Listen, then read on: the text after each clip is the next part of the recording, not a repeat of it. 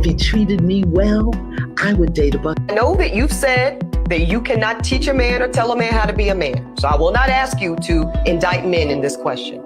But I do want you to speak, Iyanla, to how women need to,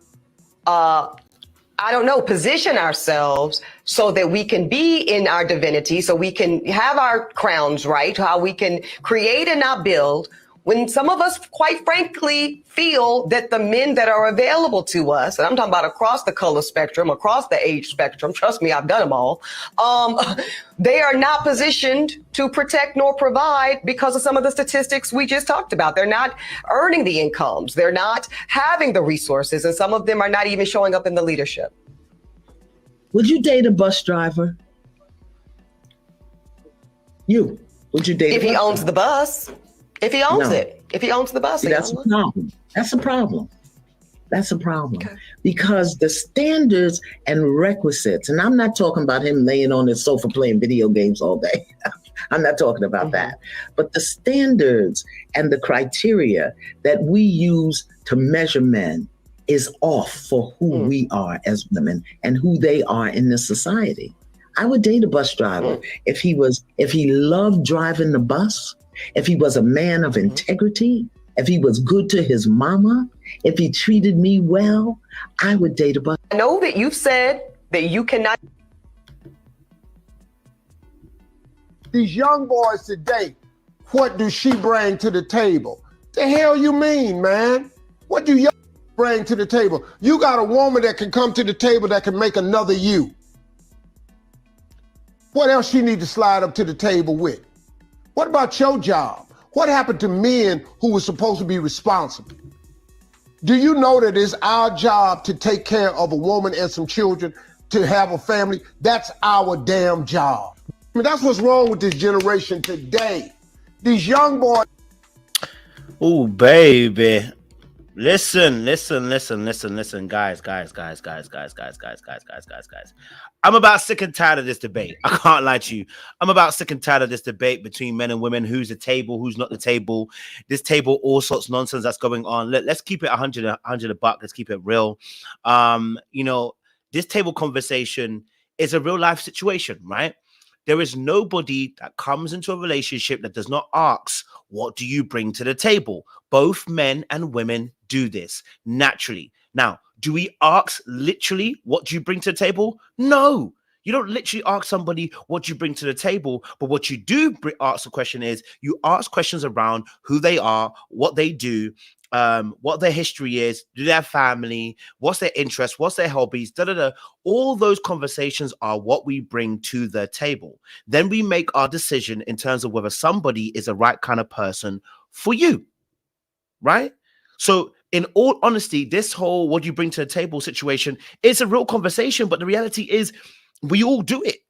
We all ask that question because in reality, you have to know what a person brings to the table to assess whether it is right for you.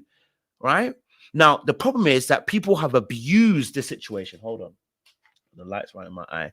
The problem is people have literally abused this situation. Right, we've got men who abuse this question in terms of what do you bring to the table, but never really disclosing the fact that, you know what, you personally have to bring something to the table. We've got women annoyed about what you bring to the table, telling us that they actually are the table now. Okay, now women have become the table. Okay, you've become an inanimate object. Okay, all of a sudden. Okay, all right, to almost prove to these men that, you know what, you're above and beyond. And the reality is both parties are suffering because of idiocracy, right? It's idiocracy. Okay, idiocracy. So the reality is, what do you bring to the table? Well, both parties must bring something to the table. Okay, and we're gonna break down both Steve Harvey and Iyanla, their particular videos. So stick around if you want to hear my thoughts. And I'm sure some of you have some thoughts as well. So please don't be afraid to comment in the chat. We love to hear your perspectives and love to hear what you guys think as well. But yeah, we're going to break it all the way down because it's crazy right now. You know what I mean? So if you're new to the channel, do me a massive favor. Like it, share, subscribe, click on the bell button for notification, the uploads. And for those of you who are returnees, you already know what it is, baby. You got the minerals. All right, let's get into this.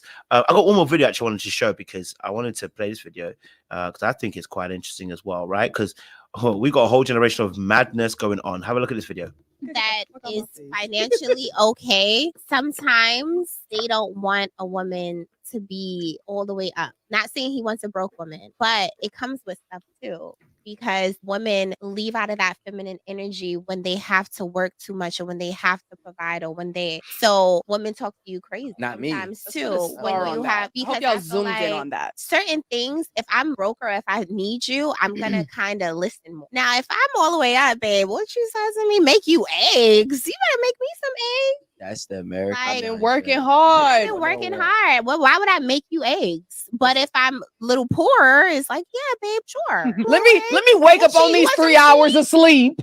But make you a whole fucking grand slam. Yeah. Yeah, you want some cheese? The real note is not I that said this because shit a you're long time poor, ago but now. It's because he's doing everything For you. Right.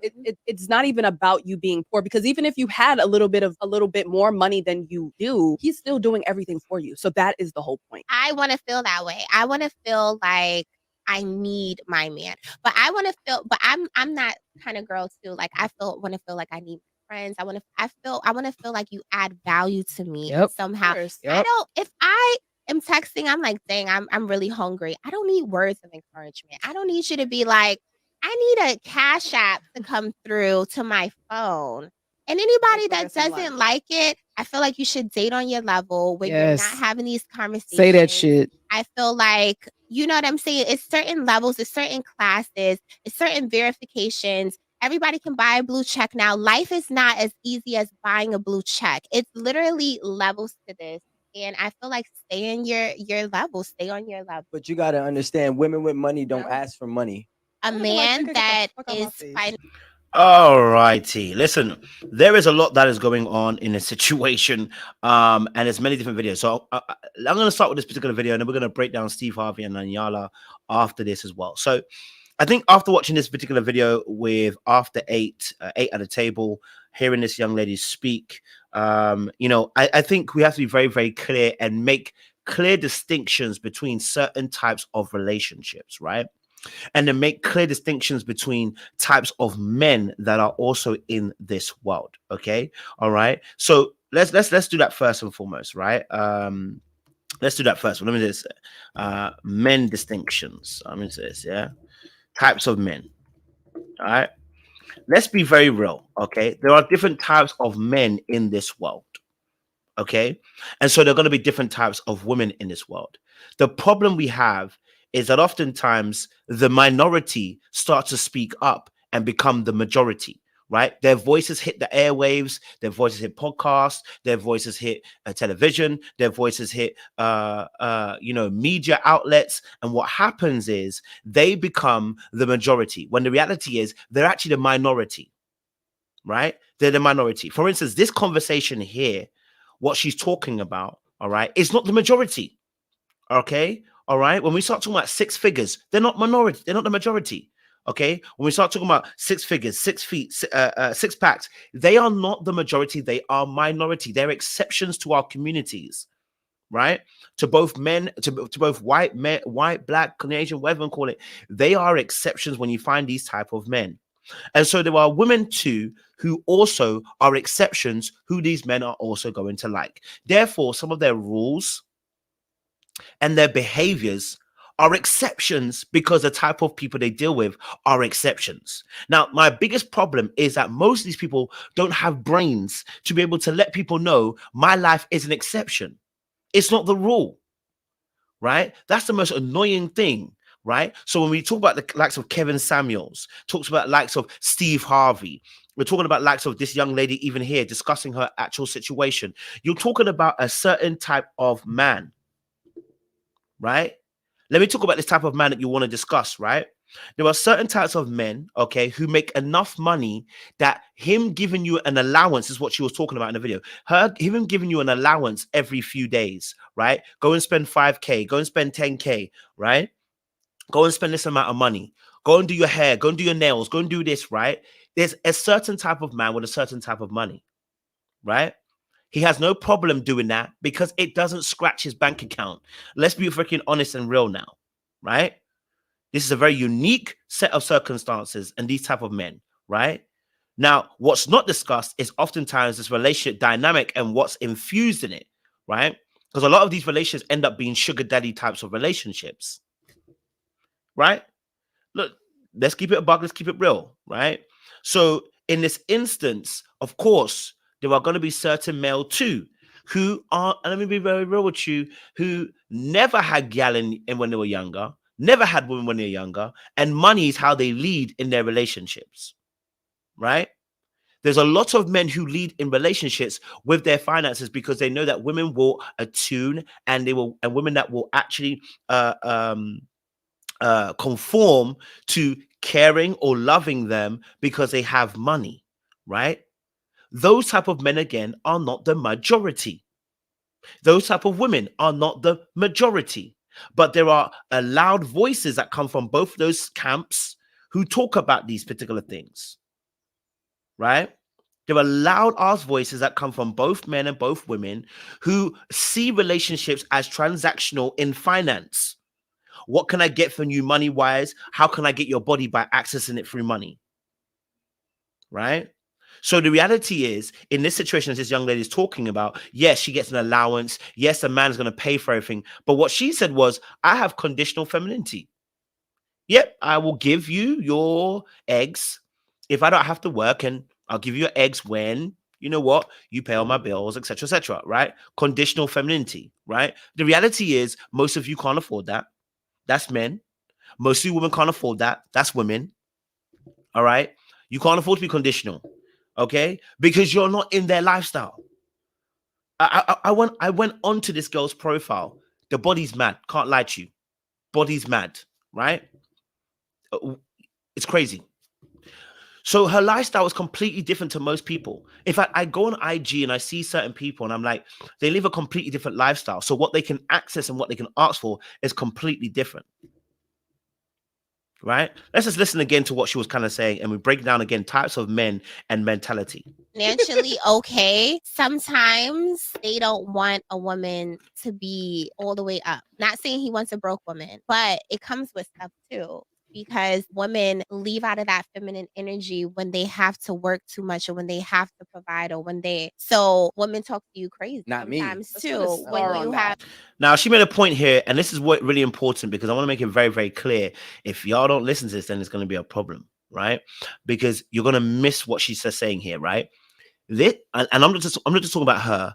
I'm talking about the men that want her, and I'm talking about her and women like her. Listen to what she said. She says the reason why some women are talking crazy to some men is because financially they're having to work and be in the workspace. No. Now, that's a factor as to part of the reason why you talk crazy to some of these men. But the reason why you talk crazy to these men is because you have no respect. Right? So this is not, again, she is not the majority. She is a minority. And this is what I'm saying about people need to pay attention and listen very, very clearly. What she discussed and said was basically the reason why some women are talking to you bad mind and talking to you rough and talking to you like trash is because some of you are making these women work. Is that the reality?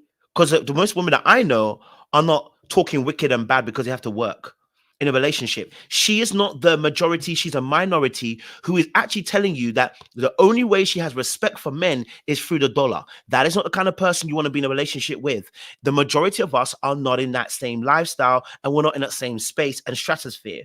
What she's actually vying for is that women of her caliber, of her style, are actually only going to ever be respectful because you have money. Now, is that the reality? No. Now, if there's some poor ass boy listening to this who doesn't realize he doesn't even qualify for this type of woman anyway, first of all, so you shouldn't be listening to her. But number two, this is not how most women operate. Now, are there factors? Of course, when money is tight, people get stressed. So there are going to be more arguments in relationships. We know this can happen. We know that. That's true. We can take that into account, right? We got to hold a nuance and we can be fair, right? And it's both men and women can be stressed by money. It can make relationships very much more tense. We agree, right? And when I say money being tense, I'm really more talking about the fact that I'm not talking about broke people. See, broke people don't have these problems, right? Broke people, and I'm talking about broke, right? Live life happily. I know it sounds mad, but listen to what I'm saying to you. People that are generally broke, right, are broke. Their arguments not usually are money.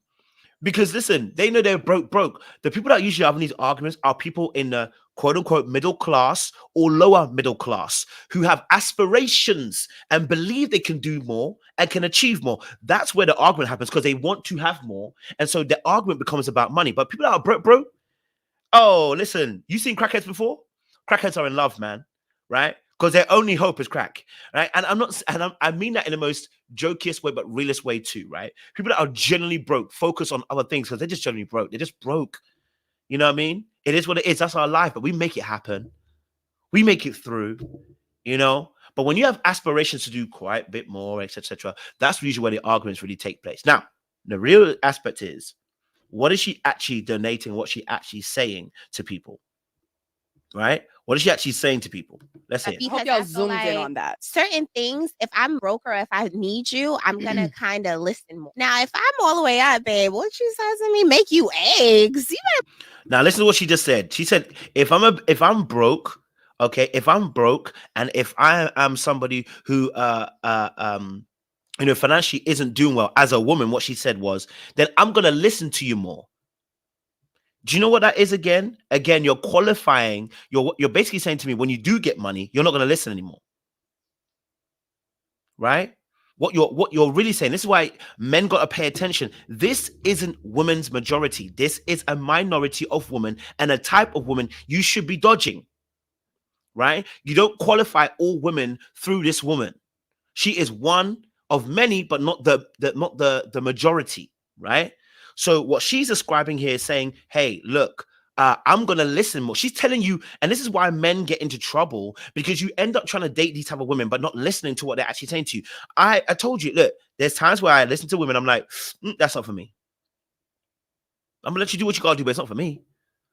Right? If that's your standard, that's your standard. I ain't gonna message you, but it's not me. Right now, what she just told us is when she is going to be a little bit more broke, when she's not got money, when she's poor, that's when she listens. When she's broken, when she's poor, that's when she actually begins to listen. Right? But when she's not broken, poor, what's she going to do? She's going to show you that her femininity was conditional.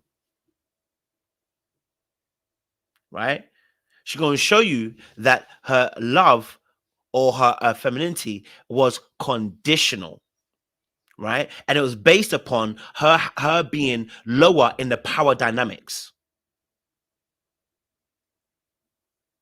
right? It's mentioned again, lower in the power dynamics. So in the power dynamics between herself and that man, as she said herself, when she's broke, meaning she has more power in that relationship, she gonna cook your eggs and she gonna listen.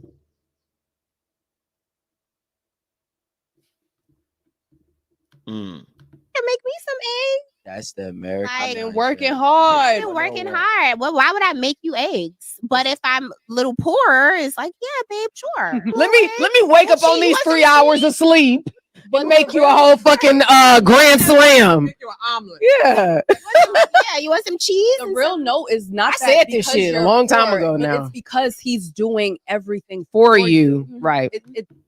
Now, here's the thing, right? Here's the thing, okay? It's interesting. And when I hear these kind of conversations, especially from men and from women as well, men wanting women to be, the cleaner, the mother, the chef, the accountant at home. You want to do every single role and work at the same time and expect her to be absolutely easy going. It's not going to be the case. And for any woman out there too who's also telling me I need him to do everything for me so that I can actually become this quote unquote feminine woman, these both camps are extremes. Both camps are extremes and are not about servitude per se, are more about what I can get at the situation before I return the favor.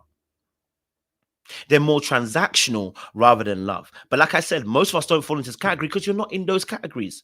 You don't earn enough. Okay, all right. You're not earning enough. You're not in that space. You're not in that conversation. Majority of us are having to work together. Now, how that looks like is what we have to discuss a little bit later on, but we're going to discuss that in a minute or two. But what she just discussed here is, well, when he's doing everything, but listen to what they're saying about doing everything. What is doing everything? Basically, when he pays all the bills, all right, when he pays all the bills, all right, and you don't have to work for nothing. You can choose to work or not. That's when he's doing everything. These are going to be the same women that are going to cry and complain, saying that their man is not emotionally intelligent because they just said to me when he's doing everything. And what they were discussing was money. Right? So they're telling you what level they're at. They can be bought in their wifehood. They can be bought as a partner. They only need money for you to make it, for them to be complete. So this is why a lot of our relationships begin to start to fail in this 2023, because once she gets her money, once she gets her kids, and once she realizes that you don't fulfill the emotional needs, she'll be like, well, you know what? I want a divorce to have graduated this marriage. Then you're going to be complaining saying, I did everything. I did everything I could do. I did everything I could do. I did everything that was needed.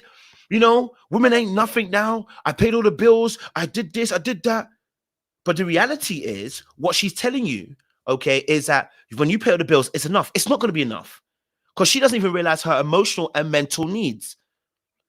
She needs also those to be fulfilled. But she ain't saying that. She said everything's enough because, you pay the bills.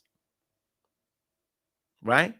We are no longer in 1950, 1900s. We are no longer in a space where we're having to, everyone's joining the war, or, we have genuine threats that are external. Now we can be in a place where we begin to thrive. And when you have to thrive, you have to focus on emotions. You have to focus on the mental aspect. You have to think on the spiritual. People want to thrive, not just survive. I'm not getting married to survive anymore. That's both and men. Women are not getting married to survive. Men are not getting married to survive. You're not doing it to survive.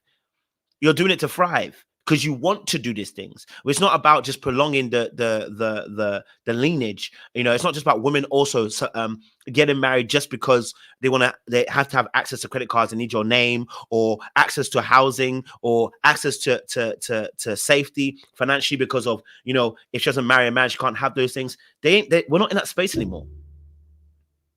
Right? Which means we need to focus now on how to maintain these relationships. So when she's telling you that when he pays everything, it's all well and good, it's only well and good for now. It won't be long term, because eventually her actual needs are going to come up. Once you got the kids and she got the money and you got your marriage and your ring, you're going to realize that person that you're talking about, this woman here, ain't gonna be one. So both the men and the women are delusional, because once this man takes her, he gonna be crying about, oh my God, how did she change? No, she's always been that way, and she didn't realize that she actually has other needs. She's inadvertently not self-aware, and you are not self-aware too, because you didn't realize, you're not aware, Eva, because you didn't realize that when she was speaking, instead of you listening, instead of asking her, what do you bring to the table, instead of you actually listening to what her attitudes, her values, her goals, her ambitions are, and what she actually really needs, you weren't listening for that. You were listening, what do you bring to the table?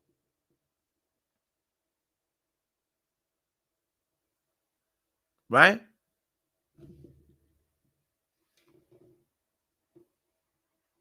So it's very, very important to understand first and foremost, right, that money is not all and everything. And if money is the reason why she decides to cook eggs, if money is the reason why she decides to cook eggs, of course, listen, some men will never run out of money, so you'll never have this problem. But the reality is that people will start to show their true colors.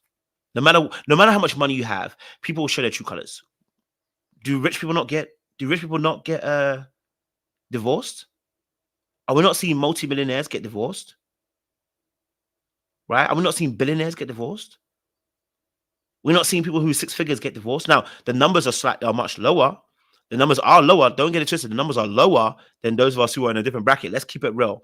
But are they not getting divorced?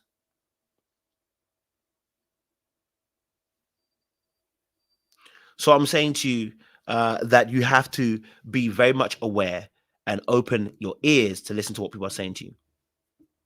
It's not even about you being poor, because even if you had a little bit more money than you do, he's still doing everything for you. So that is the whole point. I want to feel that way. I want to feel like he's doing everything for you, but you never mentioned that. What she mentioned was money. Don't twist what she said. She mentioned about money. She never mentioned about a man doing everything for her. She mentioned about money and the providing aspect, right? If it was about him being poor, if it was about him and his servitude, you'd have made this whole thing about servitude, but you made it about money. Don't try to flip it now. So this is how people get confused and lost, because they try to butter it up real nicely. Like, oh, but if it wasn't about him being poor, if it was more about him, serving you. But if the point was about him serving you, you'd have made that point. You'd have made that point. So if it's about servitude, let's talk about servitude. Okay? If it's about servitude, let's make it about servitude. Right? I need my man. But I want to feel, but I'm that kind of girl too. Like I want to feel like I need friends. I want to feel like you add value to me somehow. Yep. I don't, if I am texting, I'm like, dang, I'm really okay. hungry. I don't need words of encouragement. I don't need Rico's you to be pissed. like, I need a cash app to come through to my phone. And anybody that doesn't like it, I feel like you should date on your level when you're not having these conversations. Say that shit. I feel like, you know what I'm saying? It's certain levels, it's certain classes, it's certain verifications. Everybody can buy a blue check now. Life is not as easy as buying a blue check. It's literally levels to this. And I feel like stay in your level, stay on your level. But you got to understand. Now, listen, she makes a very good point. Okay, listen, stay on your blood clot level. I've told you guys this already. I'm not about to start getting mad at her. Listen, if you tell me that you want me to cash up you whenever you're hungry, that's what you think about, right? Well, listen, and we have to be very nuanced and balanced in this, right? Because some people interpret this as an act of service, right? Now, of course, with a certain degree, right? To a certain degree, right? Now, there are some people that are willing to take all, and there's some people that are like, look, it's nice when you decide to do something for me. It's nice when you decide to maybe send a cash app and, just sort of, right? As a kind gesture, right? Okay. Now, I've always said this: expectancy and entitlement. Expectancy mixed with entitlement is really an ugly trait. But the reality is, there are some men that like this stuff because their value is dependent upon their giving.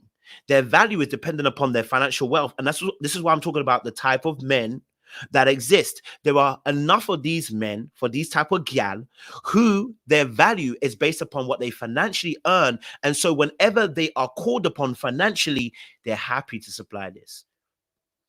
But they're not telling you when they're discussing this situation that these are a type of man, and not everyone has to be this person, right? Not everyone has to be this kind of person, and not everyone is this kind of person. And this is a very unique set of circumstances. There are some men who happily, willingly will give so much. Yeah. Happily, willingly give so much, right? Because their value is in their giving. They're happy. And I'm not talking about giving where it's like a genuine giving. It's more of a case of, you know what? Like I said, they never really had women in the past. So they looked at the system and gone, well, women want money. I'll make sure I build up myself money financially wise. If she asks for money, I'll give it to her. I get valued that way. Right? There are types of men like that. Right? There ain't many, but there are types of men like that. Right? There are men out there that want to be sugar daddies. Now, I'm going to be real with you. I ain't about to be nobody's sugar daddy. Okay? Because I'm going to want something. Because I'm going to leave here with something. Yeah, if I'm a sugar daddy, I'm gonna leave here with something. You're not gonna sugar daddy me, and I leave here with nothing. I'm going to leave here with. I'm leaving here with something. You know what I mean? I'm from around the way. I'm leaving with something. I'm leaving with something. Okay, all right. So this situation don't work for me. Okay, this situation don't work for me personally. All right. No matter how much money I make, I'm gonna want something.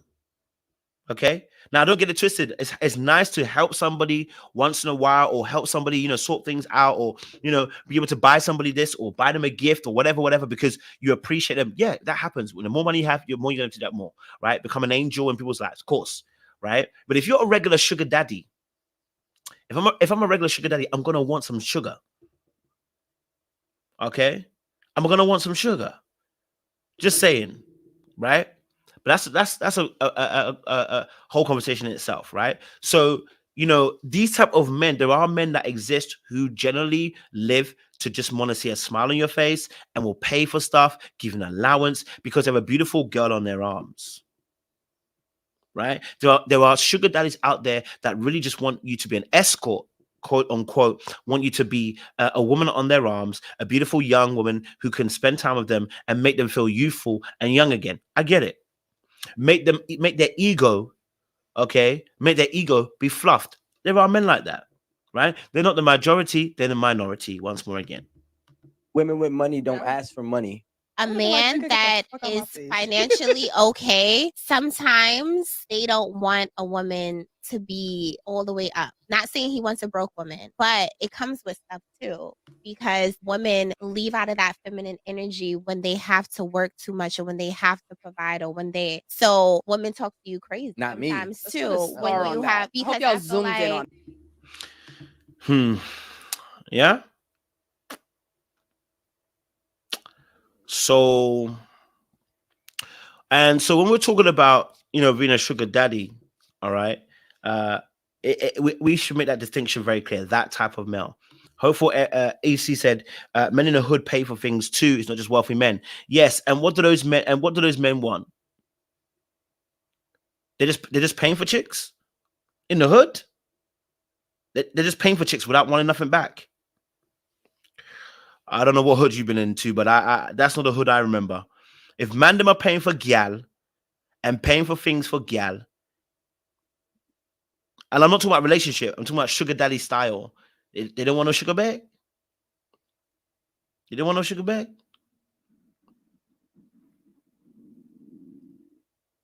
You know, either they want some sugar back or what? Maybe they're running game. You know, they're running some drug game. You know, need a place to stash things. Like Negroes, most of them are not doing things for free. It's a very specific type of male. Okay, very specific type of male, and they're on the minority. So most of us are gonna have to work together and figure out how we're gonna do things. All right. So cool. Let's leave that alone now. Let's get to the real conversations. We want to talk about Iyanla and Steve because many of you guys were looking forward to those conversations. Let's tackle the Steve one first, and then we'll tackle Iyanla again once more. Today, what does she bring to the table? The hell you mean, man? What do you bring to the table? You got a woman that can come to the table that can make another you. What else she need to slide up to the table with? What about your job? What happened to men who were supposed to be responsible? Do you know that it's our job to take care of a woman and some children, to have a family? That's our damn job. I mean, that's what's wrong with this generation today. These young boys today, what does she bring to the table? The hell?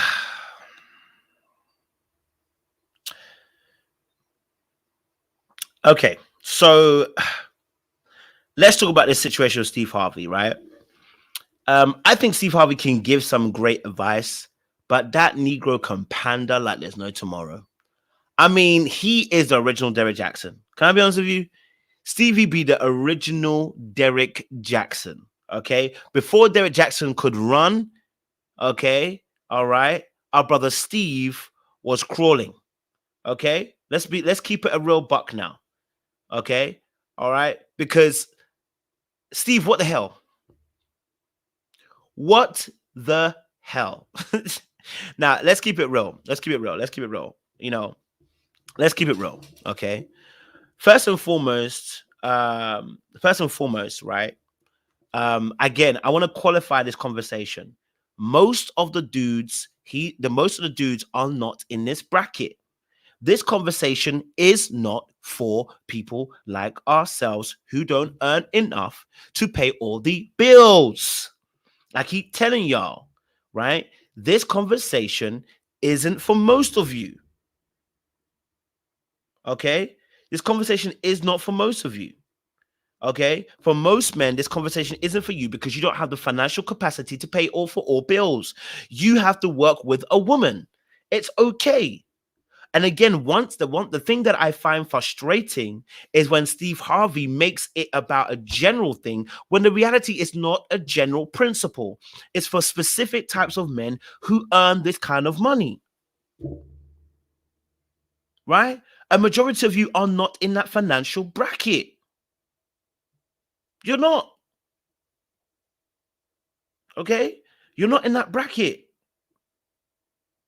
A majority of you have to work with the opposite sex. The majority, the average earner. PPP loan says something. Well, Asian men pay all the bills. No. A majority of your average earners, you do not earn enough to pay all the bills. We need to stop this conversation making a majority. What do your stats actually tell you? What is the average salary? No, let's keep it a butt now. Because some of you some of you are tripping. What is the average salary for both men and women, please? What's the average salary? What, 33,000 in America? 26 in UK? Are you paying all the bills with that amount of money?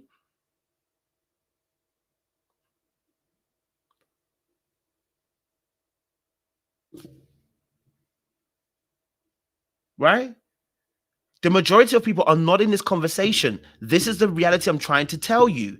We're having an argument about something that does not actually include you. Most of you do not fit this bracket. Right? Most of you don't. We've got men stressed about things that they don't fit that bracket.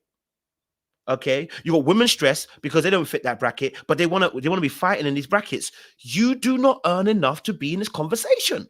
This is why I find it frustrating. Now, if I earn, of course, if we're now going, Dami, I would love it to be 40K. It's not. It is £26,000 in UK, the average salary. 26,000. I think it's even gone up to 30. Is it gone up to 30 now? That 30,000, right? America, how much is it? 33? 34,000 average salary, right? It really is not that much. Yeah, really isn't that much. The average UK salary is 29. Okay, so they've said it as of now is what? 29,600.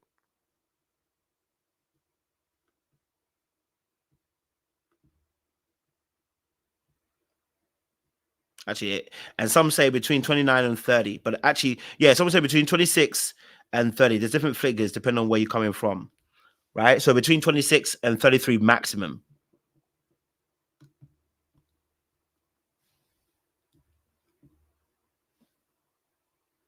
You don't qualify for this conversation. You know what I mean? You don't qualify for this conversation.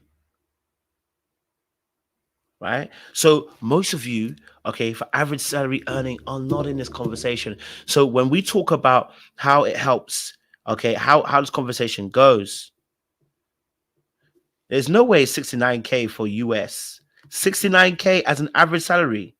There's no way it's 69K. There's no way it's 69K. From what I've seen, if I remember correctly, it's nowhere near 69K. Average US salary, 69,000. No.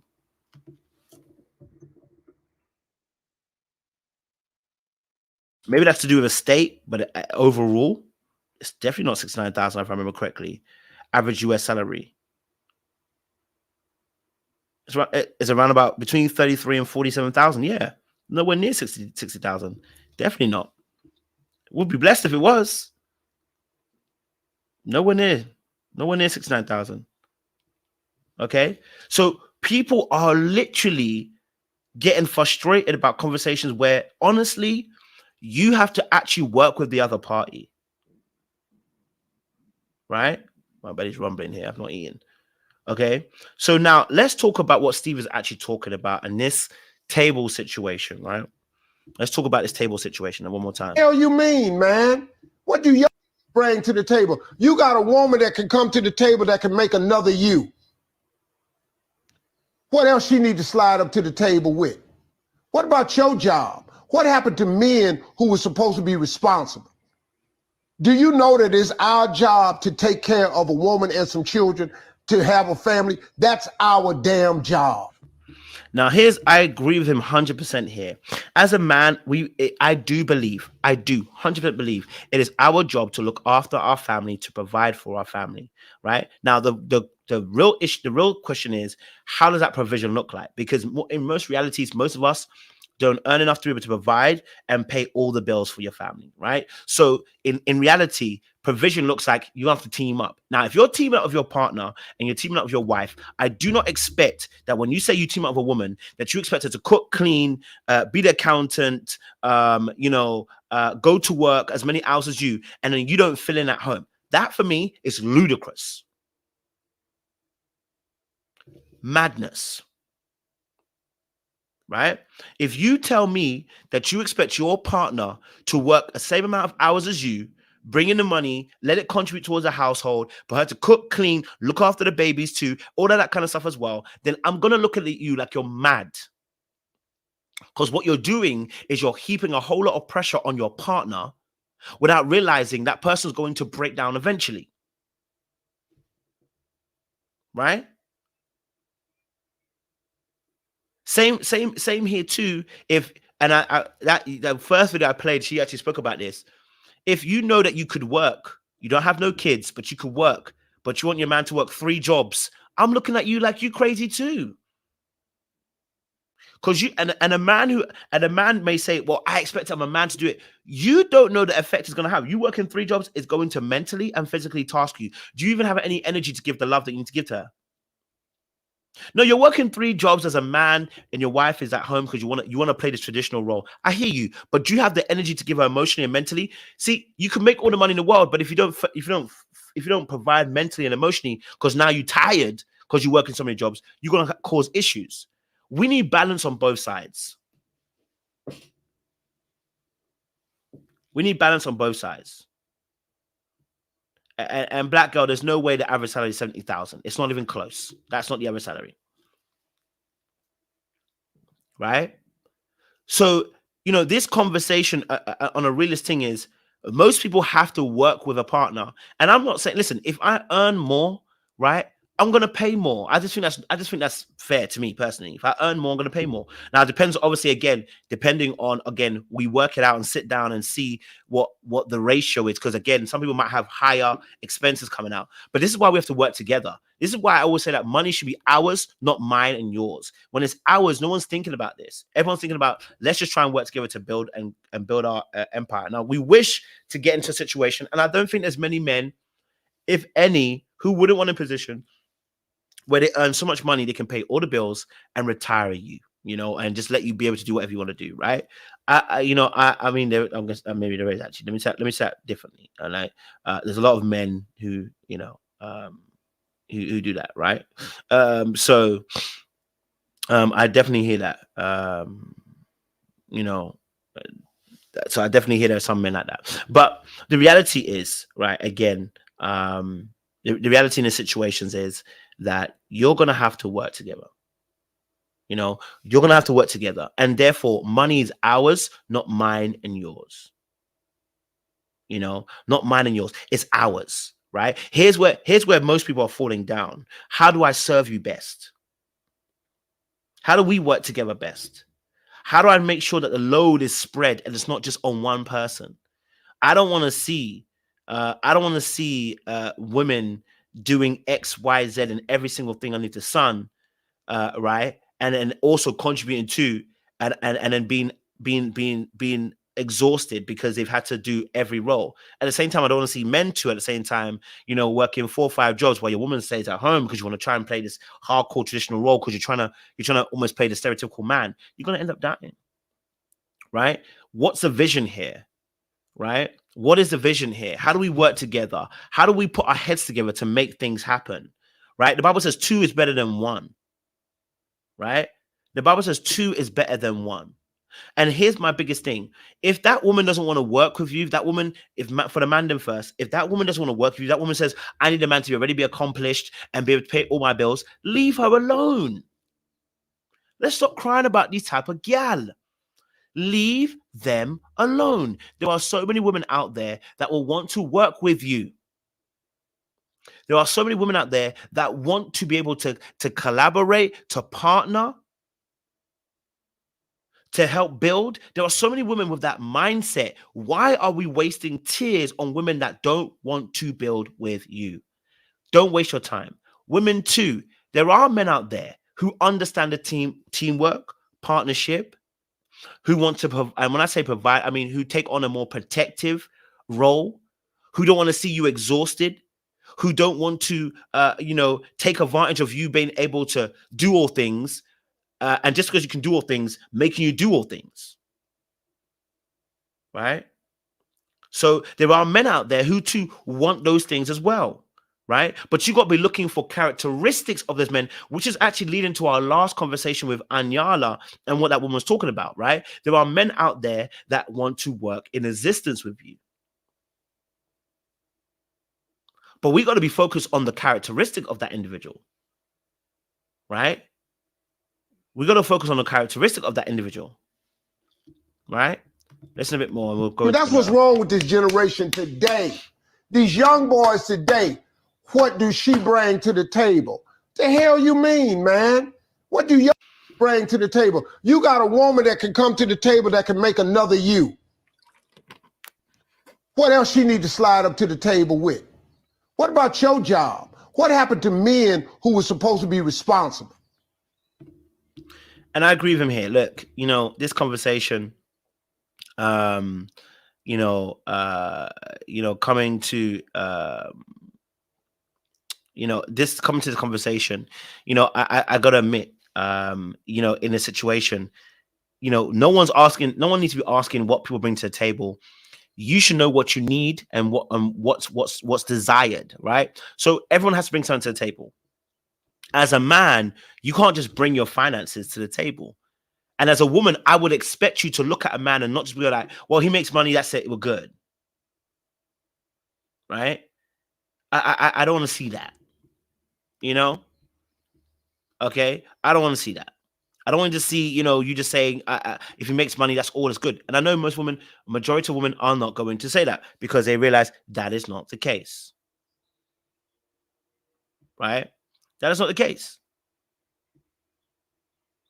So in reality, when we talk about obviously finance, when we talk about the table, what you should be looking for, okay, is does he have character, integrity? Is he kind? Is he compassionate? Right? It's so interesting because this is what Iyanla was saying. Does he show love to you? Does he respect women? Does he respect other people? Right? Does he hold true to his word?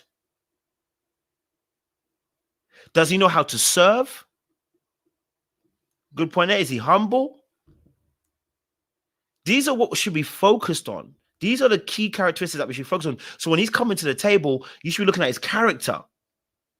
Because character outlasts everything else. Character outlasts everything else because he stays true to his character. Right? Character is what sustains somebody even when they go up or when they go down.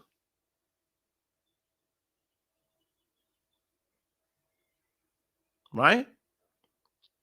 Whether they go up or whether they go down, the character stays intact. What they value should stay intact. I'm not talking about value, I'm talking about the value system, right? So those are the things that should be made at the table. So yes, when you come to the table, yes, you are asking those questions. You are asking those questions. And in that sense, right? And then when you talk about obviously, when you talk about obviously a woman coming to the table, of course, I don't want to just be on the table because you can have kids. Any woman can have kids. What Steve is saying, if he's saying that a woman coming to the table can bring kids, she's replaceable because there's so many women that can have kids.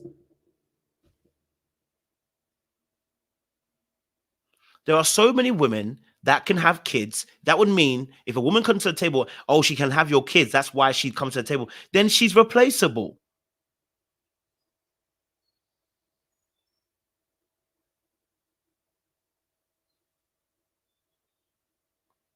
She's replaceable. You see what I'm saying to you? Right? So if it's about just having them kids, then why do I need you? I can have you. Nick Cannon showed us. Yo, and Nick Cannon is not an anomaly in terms of him just being rich. There are broke-ass Negroes doing the exact same thing. Women having kids is really nothing to bring to the table anymore when it comes to some of these guys, the way they think. So no, what is it you actually need as a man? It's more than just having kids. What is it that you need as a man? What is her character again? Is she kind? Is she compassionate? Can she serve? Is she loving? How does she treat men? What's her ideas on men? What's her attitudes on men? Right? These are all more important to discover first. Let me say discover first. Let me say this. That are the important foundation as to making a choice when it comes to relationships. Right? So again, adding more nuance to the conversation is really important in terms of what we're looking for when it comes to this quote unquote table, right? All important. Do you know that it's our job to take care of a woman and some children, to have a family? That's our damn job. I mean, that's what's wrong. And that part, I agree with him. It is a job of a man to take care of his family, and how that looks for different people. Okay. You know, and how it looks for different people, of course, is different. Of course, we know that, right? Like I said earlier on, some people have to work together. Some people are going to be sole provider. Some people have multiple providers. It is what it is, right? All I'm saying is that in the sense of we need to have a broader conversation in terms of what are we actually looking for when it comes to a partner, right? If we're going to talk about this table, what else are you bringing to the table except just you bringing kids to the table? What do you bring to the table except just you have money, right? It works when you're in a situation where people are just surviving, not when they're thriving. You know? Some questions were asked, which were important. So let's address them. That were brought up. And then we'll move on to the next video. You know?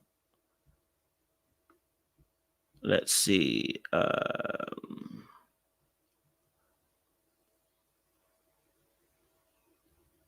Let's see. Okay, so a good sis said, but the top reason for divorces is finances. Character's good, but you also need finances on the table too. So I think this is really interesting, right? So when we talk about this, I think what's really important, first and foremost, is to discuss, again, nuance of this particular issue, right? So yes, finance is one of the biggest reasons, one of the top three, I believe, right, as to why marriages end. But I think it's almost like quoting the Bible and saying the love of money is the root of all evil. No.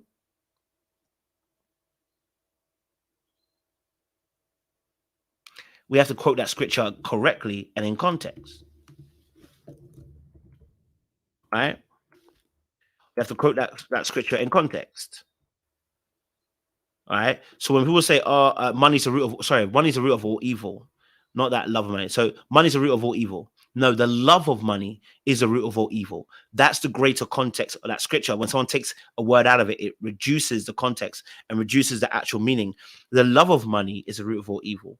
And so in an instance, when we're talking about is money the cause of a divorce? Yes, money is, but what is the story around it? Oftentimes, it's the ideas around money. For instance, how do you see money? Do you see it as security or do you see it as freedom? Okay, how much money are you looking? How much money will you be comfortable with in terms of a lifestyle? Right? Around that also aspect is in terms of the goals and the ambitions around that too, where you see yourself. Is a conversation that comes around the finance aspect, right? What do we do when money runs out? What do we do when I lose my job? What do we do?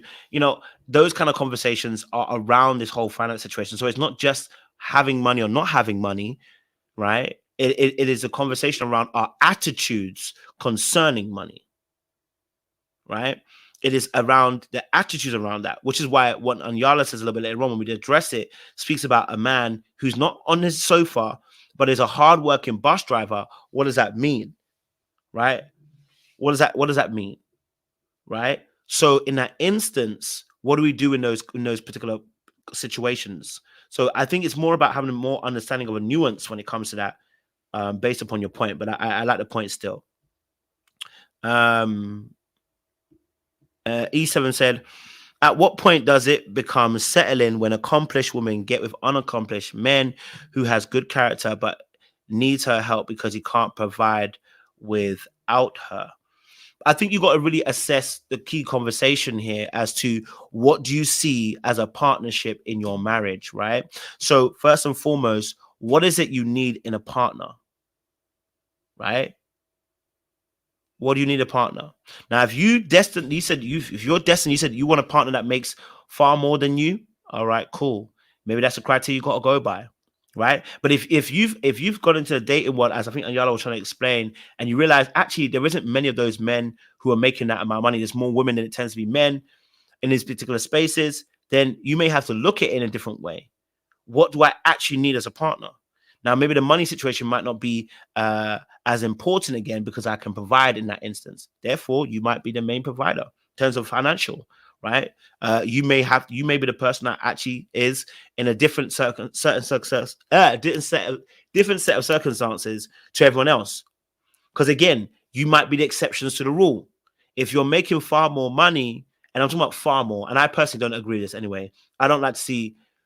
I struggle to see when there's big gaps between finances between women and men, only because while women are talking about how men may be insecure, women get to a point too where I feel like they too become disrespectful, right? So it's hard for both parties, I believe, in terms of how they view leadership and how they view the opposite sex when seemingly the traditional aspects of power are reversed. For instance, money.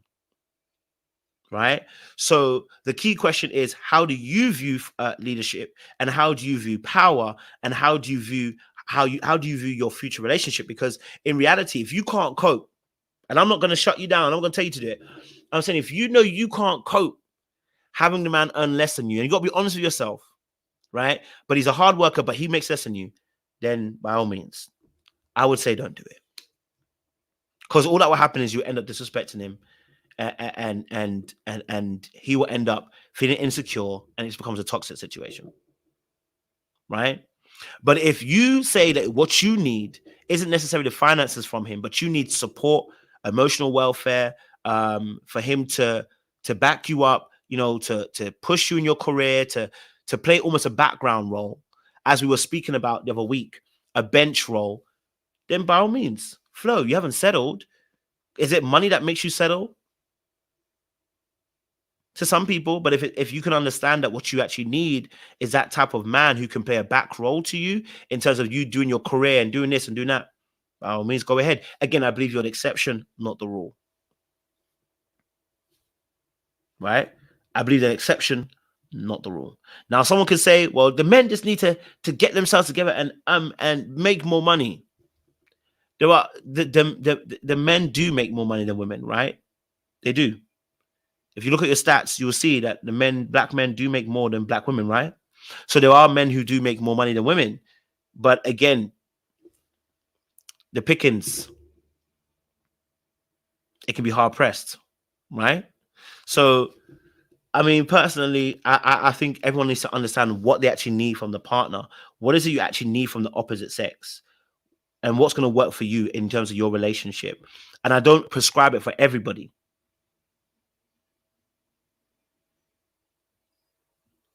I don't prescribe it for everybody. Right? So it's not for everybody in that respect.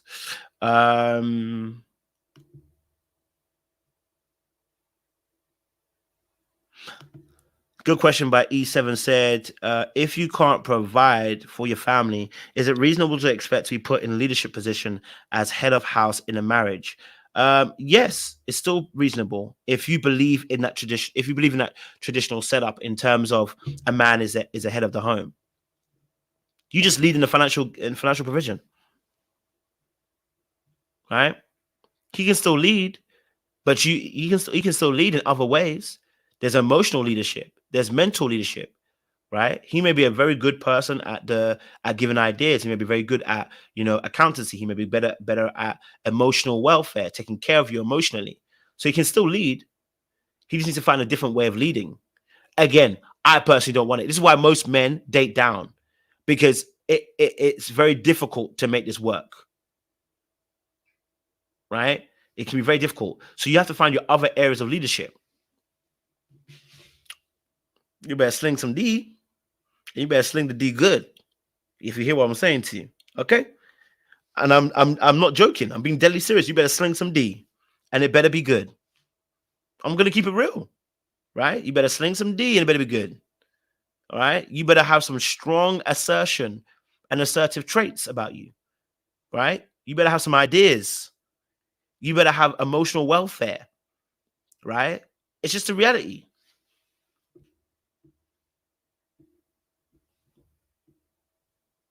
Right?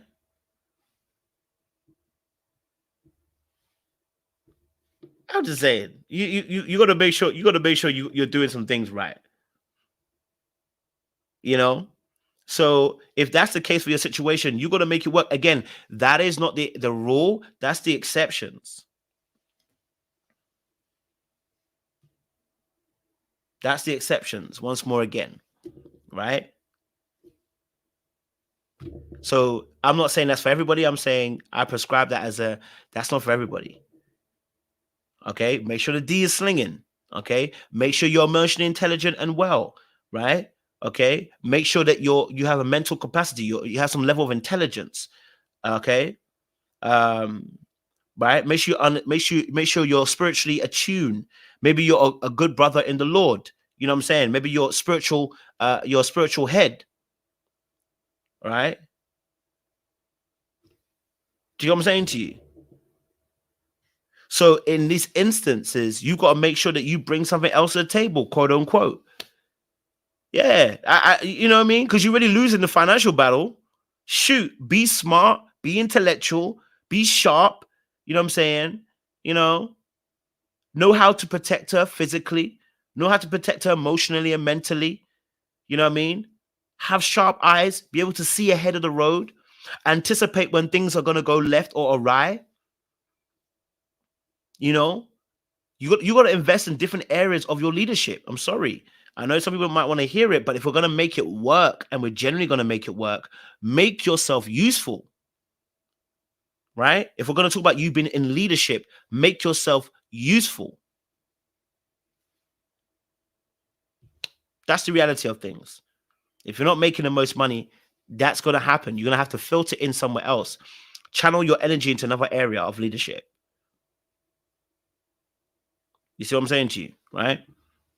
Yeah.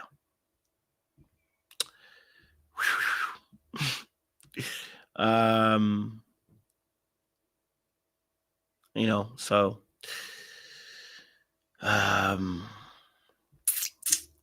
let's see. Let's talk about obviously Iyanla's situation. That also, Elsa, thank you for that point. I almost forgot about that. Also make sure the money earned is our money and not just a higher earner. So make sure you have a team ethic, an hour ethic. You know, make sure that part is important, you know, that you personally, you have good boundaries. You know, you are a stable individual, you know, you're strong in your mentality, you know, you're strong in your ideologies, you know, but you're also able to make sure you filter in the space that needs to be filtered in. You may have to spend more time with the kids. I mean, you're not going to expect her to spend more time with the kids if if she becomes a more breadwinner. Again, it's about understanding your place in this relationship, about how do I serve best.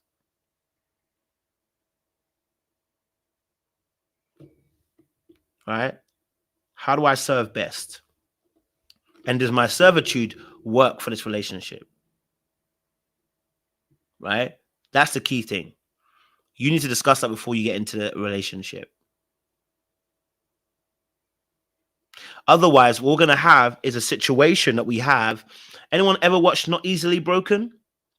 The film Not Easily Broken with Taraji P. Henson and the lady's favorite, Morris Chestnut. That film encapsulates exactly what we're talking about here, right? She got to a point where she just wanted him to be this expansive person. But the thing was, he loved what he did. And we're going to move on to this part and talk about what Iyanla said, because that's the first key thing.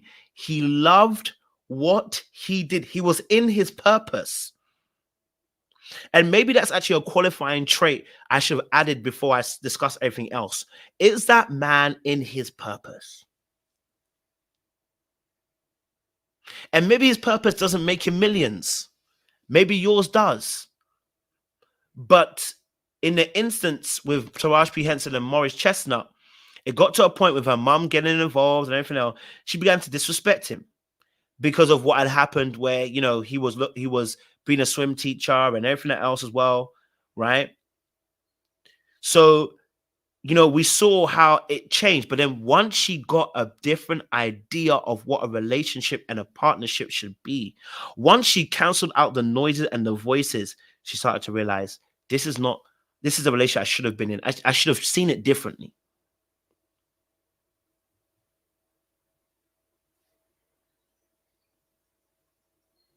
Do you see what I'm saying to you? Right? Taraj wanted him to be expansive financially and his career, but he said he loved teaching kids baseball. He was making a difference in the community.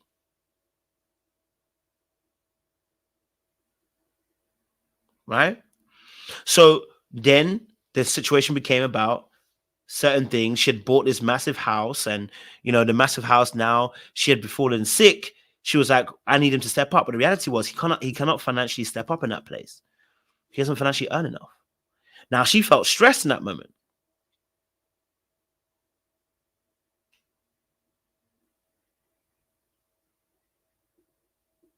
Right? She felt stressed in that moment. So, you know, in those situations, we get it. We understand people need sometimes a different idea to look at a relationship about what is it that person's bringing. Now, of course, this is also very true, right? If a wife is working double shifts, why would I not want to work double? Why would I want to let you work so hard and I'm not working hard? That's a character issue. It's not a money issue. It's a character issue. Some of you are going to be rich and lonely because a character issue doesn't change whether they have money or not. Okay? All right? So many of you are going to be single and lonely in a marriage, whether you're rich, poor, average earners, because you don't choose people based on character. Character's important.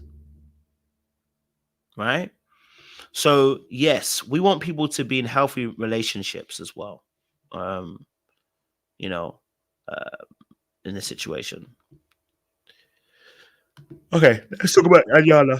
To be a man. So I will not ask you to indict men in this question, but I do want you to speak, Iyanla, to how women need to, position ourselves so that we can be in our divinity, so we can have our crowns right, how we can create and not build, when some of us, quite frankly, feel that the men that are available to us, and I'm talking about across the color spectrum, across the age spectrum, trust me, I've done them all, they are not positioned to protect nor provide because of some of the statistics we just talked about. They're not earning the incomes. They're not having the resources, and some of them are not even showing up in the leadership. Would you date a bus driver?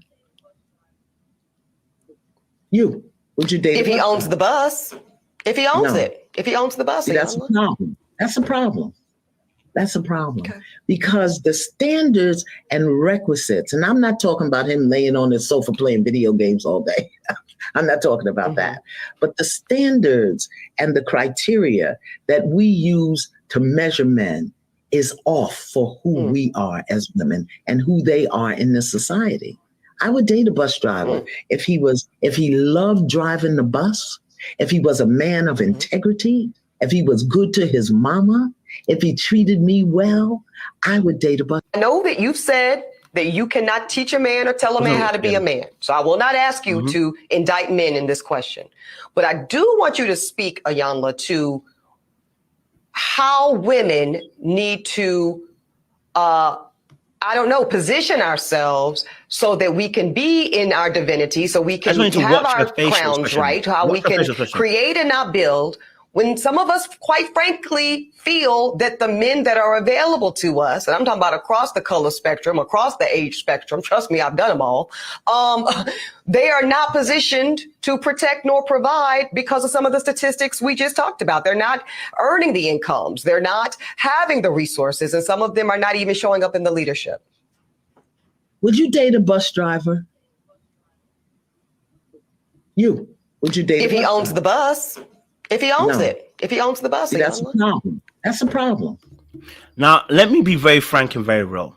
I'm not expecting women to necessarily marry a bus driver. I think we need to extract some of the themes from this conversation. So I'm going to tell you something that I know a lot of women might not agree with, right? I'm going to tell you something that a lot of women won't agree with per se. And I don't give a hoots. Her issue is not the bus driver. It's her attitude. Her issue is not the bus driver. It's her attitude. Right? Her issue is not the bus driver. It's her attitude. Now, I believe that Iyanla lowballed her on purpose to reveal the attitude. Right? Because Iyanla definitely knows it's not about this a bus driver. Ain't nobody asking you to go and date a bus driver when you earn so much money, right? But she lowballed her on purpose to see her attitude. And her attitude came through this little mini second in her facial expression and the way she said, not unless he owns a bus.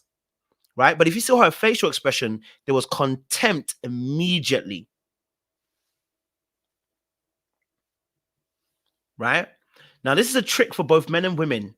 Look, if that, the mere mention of him being a bus driver, right, made her absolutely screw her face and be like, I am above that. That is an attitude of arrogance. Now, no one said you have to accept it. I personally don't think she has to accept it, personally. I don't think she has to accept it, personally, right? But your attitude to someone saying something is key. Now, someone said, I'm reaching. Fantastic. I love that. If you don't pay attention, you will always fail this aspect. And I'm telling for specifically the men, start paying attention, because Iyanla, the way Iyanla hit her with that, if someone tells me, would I date someone who's non-Christian? And I'll go, I ain't gonna date no one that's non-Christian, did it? You would immediately see my attitude, right? You'd immediately say, if I said to you, no, I personally wouldn't date someone who's I personally wouldn't date someone who's non-Christian, only because we have two different standpoints, right? I personally will not show contempt for the opposite sex based upon you asking me, would I date that type of woman? Right? I had someone ask you a question. Would you date a woman that's had slept with 100 men? I ain't gonna date no. I'm still respectful. I'm like, no, that's not my thing. I'm sorry. Unfortunately, I don't believe we're gonna be able to see things in the same light. I'm still gonna keep my respect. She's so contempt in that immediate moment. That will tell you about the energy that will come out later on in a relationship. So when I'm saying about the situation, I don't believe that she should be dating a bus driver if she doesn't want to date a bus driver. Okay, I don't believe that she should go and date a bus driver. Okay, I'm not saying you should go and date a bus driver, right? I don't personally. If you don't want to date a bus driver, that's your business. I mean, if you make enough money, bus driver's not going to be in your. It's not going to be in your lane. I'm not asking. I'm not going to beg you to go and start dating bus drivers. It's not my thing. Okay, but the reality is, right, it is the attitude, and oftentimes the attitude is what actually disqualifies a lot of women from these type of men that you're talking about. You want these type of men? Attitude. Now, I'm not saying these men are perfect either, right? Because we're going to discuss the men too. Don't get it twisted. But the attitude, and if any men is in this place,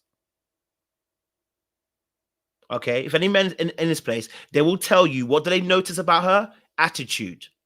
I spoke about this yesterday. Being agreeable, you can disagree, but be agreeable in your energy.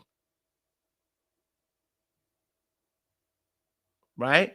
Now, I know a lot of women are going to push back on this situation because what you want to be able to say is you feel justified in the way she reacted. But I'm trying to tell you, no, the energy is an issue. The energy is the issue. Her attitude is the issue. And when you miss it, you go on to she's asked us to date bus drivers. And you know what? You would have every right to feel the way you do about the bus driver situation. But your energy in response is a key thing.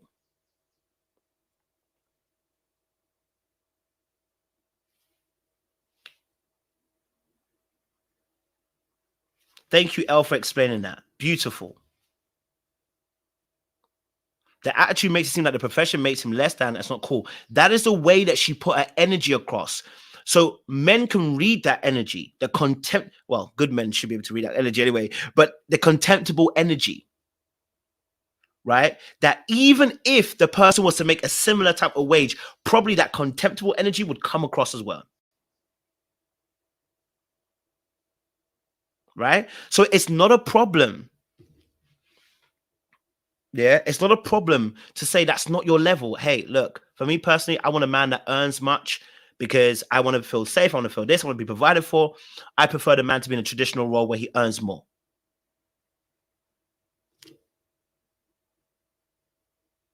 Right?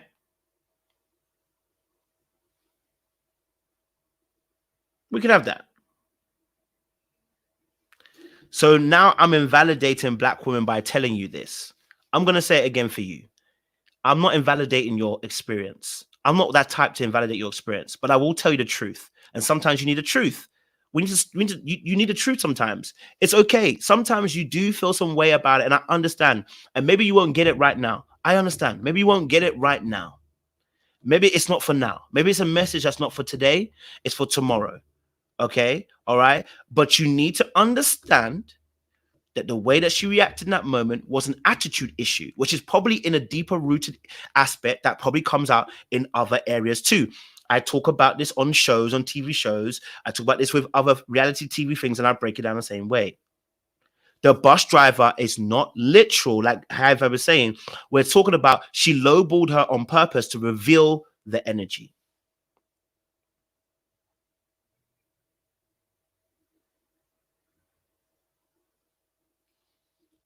No, but when I'm agreeing with you, my truth is your truth, right? When I'm agreeing with you, it's no longer subjective. So when I agree with you, it's no longer subjective, right? But when I disagree with you, now my truth is now subjective. When I agree with you, you're on board. When I disagree with you, I'm subjective in the truth.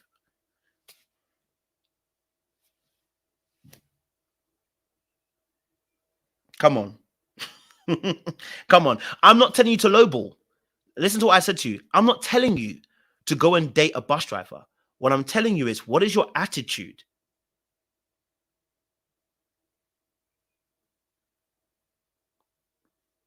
What is your attitude? Right? That's what I'm trying to get you to understand. Now, Lily Pop said it's like tone policing. We tone police around here. I know you don't like it, but we tone police around here. When I tell you something, I'm also tone policing myself. I've apologized to my audience several times about the way I've gone about something. I've tone policed myself. Let's not do that, because that don't work around here. Tone policing is essential because your tone can also change how someone interprets something. So we're going to tone police around here. We are. We're going to tone police. Both men and women have to watch their tones. Have to. Because you saying something in a particular tone can be read in a particular way. So both men and women need to watch their tone. So we go on tone police for both men and women. For both. Right? For both. Okay? So that was a key part that was brought out. And that's why I said watch her face. And I just want to I can't even wind it, but let me just bring it up again so that we can watch it again. Right? I want to just show... ask you to indict men in this question, but I do want you to speak, Iyanla, to I just want you to watch her face. How women need to, position ourselves so that we can be in our divinity, so we can have our crowns right, how we can create and not build. When some of us, quite frankly, feel that the men that are available to us, and I'm talking about across the color spectrum, across the age spectrum, trust me, I've done them all. And just a pause as well. Ebony was not talking about even black men alone. She said every race across the board. She said she dated every single race across the board. So clearly she's not talking about black men only. She's talking about everybody across the board. Everybody's failing. You know what I mean? But we digress. The most important thing, I want to focus on this. They are not positioned to protect nor provide because of some of the statistics we just talked about. They're not earning the incomes. They're not having the resources. And some of them are not even showing up in the leadership. Would you date a bus driver? Let's pause it here. Okay. Let's pause it here. Right. Because it's the facial expressions that are going to show the energy. Right. It's the facial expressions that are going to show the energy. Okay. And we talk about around here about emotional leakage, that your emotions, though you may not outwardly show it, your facial expressions, your body language, they can leak what you actually feel. A bit like I was saying about Cynthia and Anthony sitting on a couch. She was emotionally leaking, right? And so sometimes you don't have to be rude and contemptible. Sometimes your contempt comes through how your facial expression shows, right? Let's look at it again. She double blinked because she heard the question. She heard the question. Oh, no, don't. She heard the question the first time round. Okay. All right. She heard a question about, would you date a bus driver? And she was like, now, and again, the reason why I mention this is because once you'd heard it the first time, she said, you know what? Me personally, I wouldn't date a bus driver. Then it would have been a conversation, right? But her first thing was to go to what? Attitude. Her first thing was to show contempt immediately to the conversation. Right? Immediately, straight into the conversation about contempt. She was like, that tells me already your disposition. Let me play the clip again. I mean, throw it on the clip.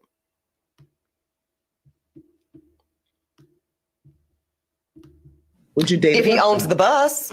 If he owns it. If he owns the bus. See, that's a problem. That's a problem. That's a problem. Okay.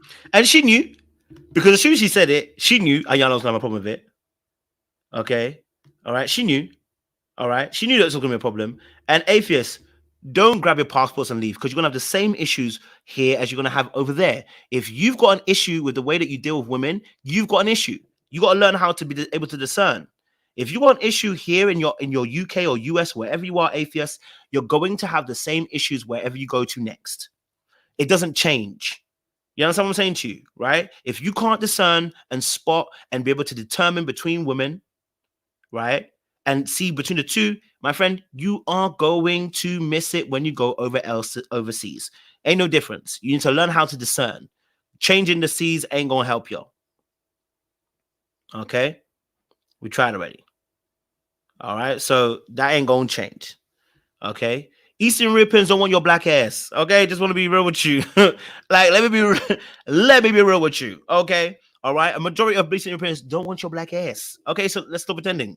I'm pretending you're going to go over to Eastern European and they're going to suddenly love you and accept you. You need to quit that stuff. Okay? Quit it. Okay? Quit it. And actually, all you're doing is you're replacing the patriarchal standard that you have here and transposing it to another place. That's what you're doing. You're transposing the patriarchal standard onto there. What you're really saying is this: I don't make enough money in my country to be able to have the power dynamics that I want in this country. So I go to another country to have the power dynamics that I want in that country. Because that's what you're really saying. Let's keep it real. I'm not going to lie to you. Okay? Me personally, I tear everybody's singlet, men and women. Everybody can get torn. All you're doing is transposing your patriarchal standard from here and going to another place. You just don't have the money to do so. You know what I'm saying? You just don't have the status, the wealth, and the power to have it the way you want to have it. So discern appropriately and choose better. Okay? Choose better. Okay? That's what it is. Discern and choose better. I know they might not tell you on the manosphere side, but I'll tell you, choose better, because you are the common denominator. Okay? You changing country ain't gonna change nothing. Okay? You ain't gonna change nothing. You know what I mean? Like, you ain't gonna change nothing. Okay? We got the same issues. Okay? All right, we got the same issues. You gonna have to work for it. Okay? You gonna have to work. It's that simple. All right. So, okay, cool. Back to what we're saying. All right. So this conversation here. All right. So this little bit of energy here, this little attitude that she put into that moment. The moment it was mentioned about bus driver, tried to save it by if he owns a bus driver, if he owns the buses. Because the standards and requisites, and I'm not talking about him laying on his sofa playing video games all day. I'm not talking about that.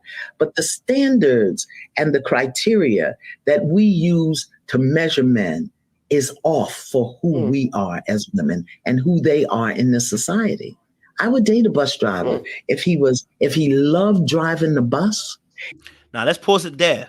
That was the first criteria that's really needed. All right. That is the first criteria that's actually needed. Okay. That's the first criteria. All right. That's the first criteria. Does he love what he do? That's the only way I'm going to tell you to lowball the situation is if he loves what he does, he's in his purpose. Because I'm not going to ask you to date lower. I'm not going to ask you to date somebody who earns considerably lower than you. I can't force you to do that. You know what I mean? That's not my MO. I'm not expecting it. I wouldn't even, I personally don't even think in that way. You know what I mean to you? So if you're going to tell someone to date a bus driver, like she said, the first MO is that he loves his job. This is his purpose. Right? That's the only way I'm asking you to date lower and I'm talking about a big financial gap, like 100K and 30K. You know what I mean? You see what I'm saying to you? So if that be the case, that's the only way I'm going to say it, because let's keep it real. Money, it's going to be an issue, right? Because of lifestyle differences, different tax bracket completely. So in that case, the only way I can see it really making work is, does he love what he do? Now, if he just is in his job, right? He's in his job. Again, this queen quit. If someone came to me and my daughter came to me and he said that he loves what he do, he believes that's his purpose, that he's called to that aspect, right? And we're in a different situation. Different situation. Right? But if he doesn't, I wouldn't advise it. I wouldn't advise it. I wouldn't necessarily advise it. You see what I'm saying to you? So unless he's a spiritual lead, and maybe he's a pastor or he's, somebody in the church or something like that, because obviously as Christians, we're gonna look at that aspect, the spiritual aspect. I'm gonna look at it like, you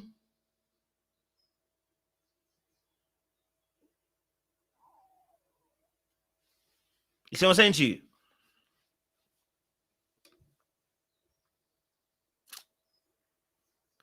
You see?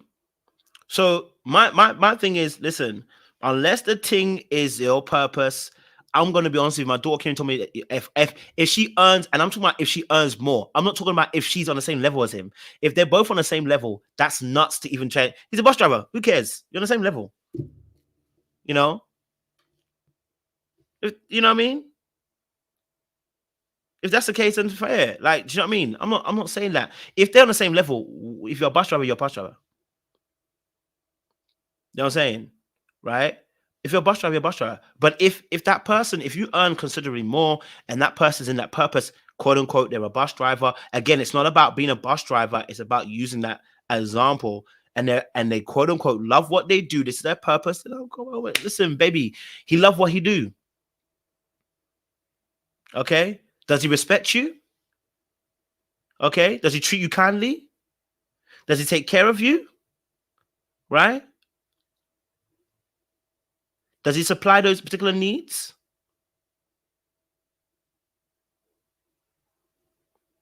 You see what I'm saying to you? So that's the question I'm asking. Is he humble? Is he modest? Is he somebody who respects other people? If you start then I know, baby, don't even think about it. Don't even think about it. Don't think about it. No.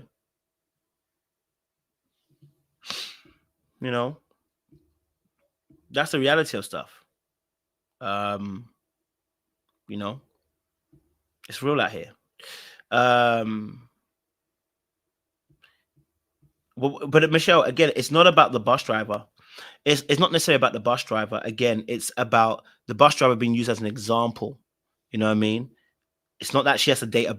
No, I don't. Again, I'll repeat it. We're not asking her to date a bus driver, but she used the bus driver for a reason, as a way of lowballing it by saying, "What is your energy like? What is your attitude like?"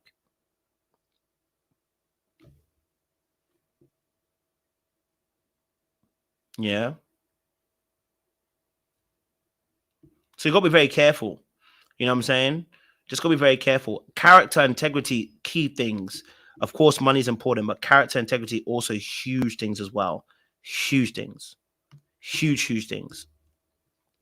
Let's watch the rest of the video and then, you know. If he was a man of integrity, if he was good to his mama, if he treated me well, I would date a bus. I know that you've said that you cannot teach a man or tell a man how to be a man. So I will not ask you to indict men in this question. All right, cool. So I'm going to ask if you guys want to join the conversation. I'll put the link in the chat. Listen, I don't want you talking the wickedest from behind a black screen, okay? Because we will be talking the wickedest from the black screen. Come up here, cam up. I want to see that same wickedness with a camera up, okay? All right. So talk wickedness with the camera up. All right. So that's what I'm saying. But I'll put a link in the chat. If you want to have your say, by all means, come and have your say. Come and tell us what you think. And tell us your thoughts as well, right? Because it'll be interesting to hear what you guys and ladies will have to say. You know, I have a hard time even validating Ebony's plight. What am I not validating about her plight? What have I invalidated about her plight? All I said was her attitude is a big issue, and she was called out. She was called out, right? So, you know, maybe if Iyanla, and again, Leo girl kind of said it. Maybe if Iyanla had explained that after, I don't know. I have to watch the whole video because there's another whole video. It's like 30 minutes long, but I don't know if it's after. I couldn't find the clip in it, but of the conversation. In that place. So that's also important as well, if there's a greater context.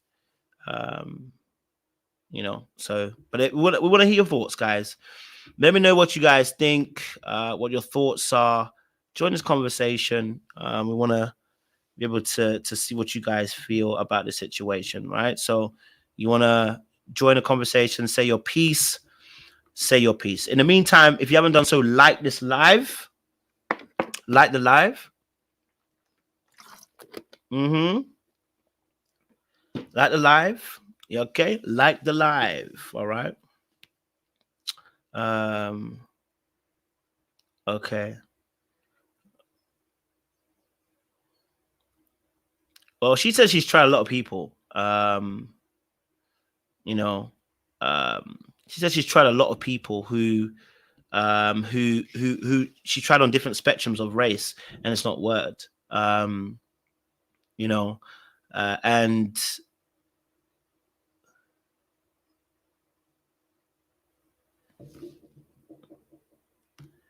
hopefully ES said that you haven't acknowledged that it's difficult for successful black women to date. Your focus is on what you could identify with Ebony. So you want me to identify that it's difficult. That it's difficult for black women who are successful to date. Okay, answer the question. Why is it difficult for black women to date successfully?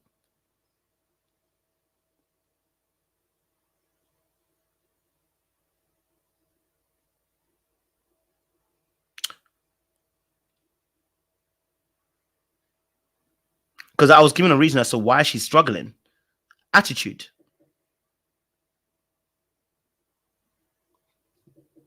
Right? I haven't acknowledged how difficult it is. But if your attitude is off, that's why it's becoming difficult too. Because what we don't acknowledge is how being so successful also changes dynamics of women. Right?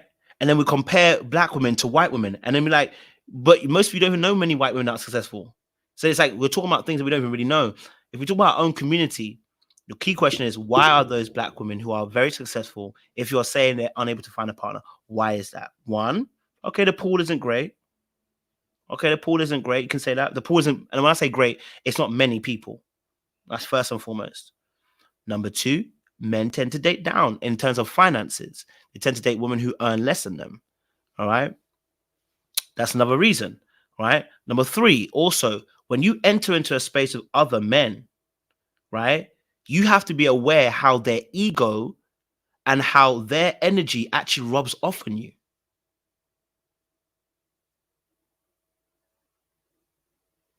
Right. So that also rubs off on people. You know what I mean? Number four, some men just can't do it. Insecurity wise, we just can't do it. You know what I mean? We can't date up. We're scared you're going to disrespect us. We're scared you're going to leave us. We're scared you're going to hurt us. We're scared we're going to be disrespected. Number four, right? Those are simple things, right? Simple things there.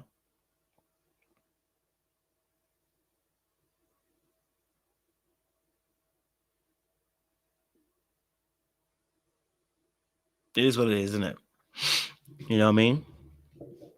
So, yes, I didn't identify how difficult it is, you know, how difficult it is. Ebony Knowledge again said, have you never snapped or irritated a moment? Of course I have. Of course I have. You know? Of course I have. What does that mean though? Are we saying that because she had a moment?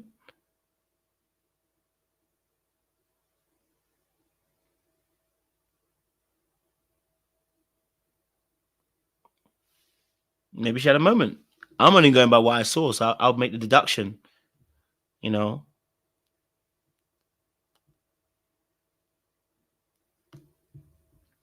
And I do understand that. I do understand, right?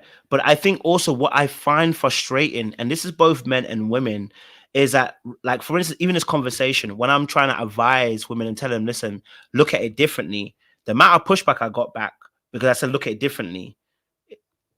The reality is one has to start looking at oneself. Am I putting out a particular energy out there? Am I coming across in a particular way? Am I being seen in a particular way? Right? Am I being seen in a particular way? So, you know what I mean? So people need to also there needs to be some more accountability. Ladies need to take more accountability too. Are you also giving up a particular energy? And that's why I decided to talk on that, because the moment that she mentioned the bus driver, the energy shifted. The attitude kicked in. It's very brief, but the energy kicked in. So I was like, oh, so you have contempt. And this is the thing. A lot of women can spot that men have contempt for women. A lot of women can spot this man hates women. A lot of women can't spot their own pain and hurt and their own disgust towards men. And they don't realize you carry it. Your pain, your unforgiveness, your bitterness, you carry it and you don't realize it actually emanates outwardly too.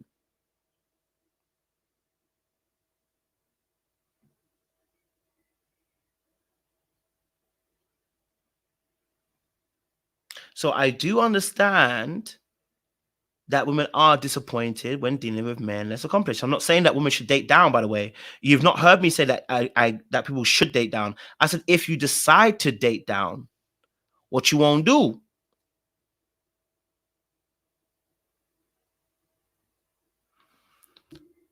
E7, but the men don't have to do better. That's the reality. See, this is what you're missing. We don't have to do better. You want us to do better so you can have somebody. No, the men don't have to do better. And that's what I'm trying to tell you. It's a sad reality, but you want them to do better. So you have men that qualify. They don't have to. Do you see what I'm saying to you? They don't have to, because they can always get someone when it comes to women who earn much less than them, that are less successful, and they will have options.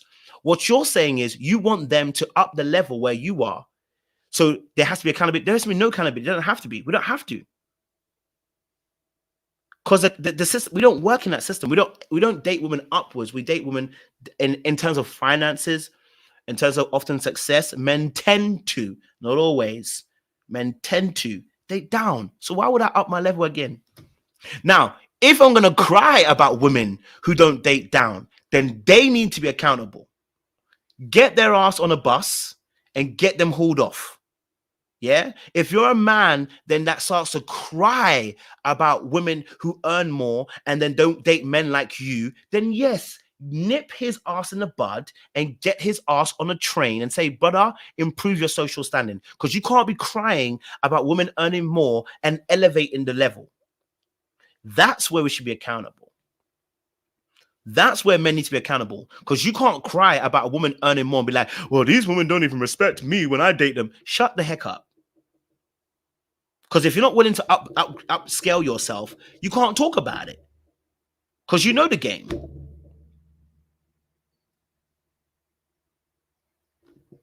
You see what I'm saying to you? Then you can't complain as a man. You know what I mean? So then you have to be accountable. Right? But if you're not,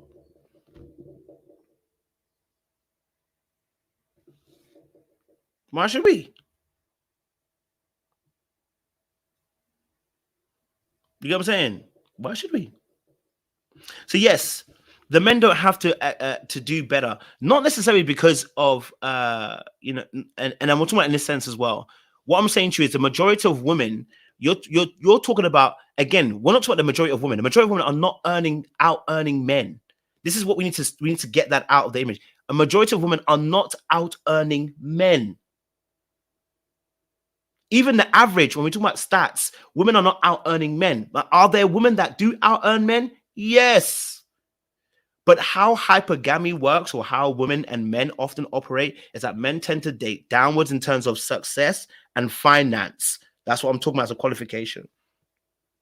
So if I'm at a certain level and women are successfully and financially below me, why would I need to up my level so I can qualify for you? Now, the only way I should do that is if I'm going to start complaining about women above me, then what am I talking about if I'm not going to elevate my level? You never heard me say that she has to date a bus driver. Did you hear me say that? That she should? Did I say that? Because I ain't said that. I haven't said she has to date a bus driver. I'm not telling her to. Okay? I'm not telling her to. So I think we just need to focus on the fact that when we talk about these situations, the problem is there are some women, and they're a minority, that actually generally out earn men who are more successful than men. They are CEOs. They run 6, 7, 8-figure companies, right? Who are having houses left, right, and center. There are some women who are doing much better than men, but they are the minority. Generally, women do not out earn men.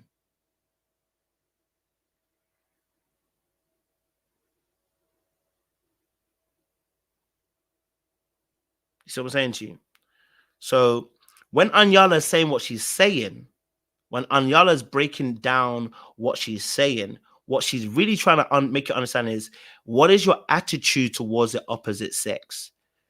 Is it defined by the financial aspect as to how you give respect? Right? Or are you going to respect all people's? That doesn't mean you have to give them. I personally don't believe she has to give them a chance. Right? A bus driver, that's not her thing. Right? But your attitude towards them. So like I said, if someone says to me, someone who I don't believe they qualify for me, my attitude is not going to be one of contempt. My attitude is now going to be one of, that's not for me. That doesn't serve me. And I'm going to be respectful about it. You know? I'm going to be respectful about it. So in that instance, my attitude will come through. The way I'm going to talk about it, going to come through. You know? So there are men out there that attitude is povertous. Don't date these men. We can see. But yes, I would love to hear some of your thoughts. Come up on, we've got the link there, guys. Use the link. I just want to hear what you say, man. I want to hear what you got to say. Different thoughts. Hey, Precious. Hey. What are you telling me, sis?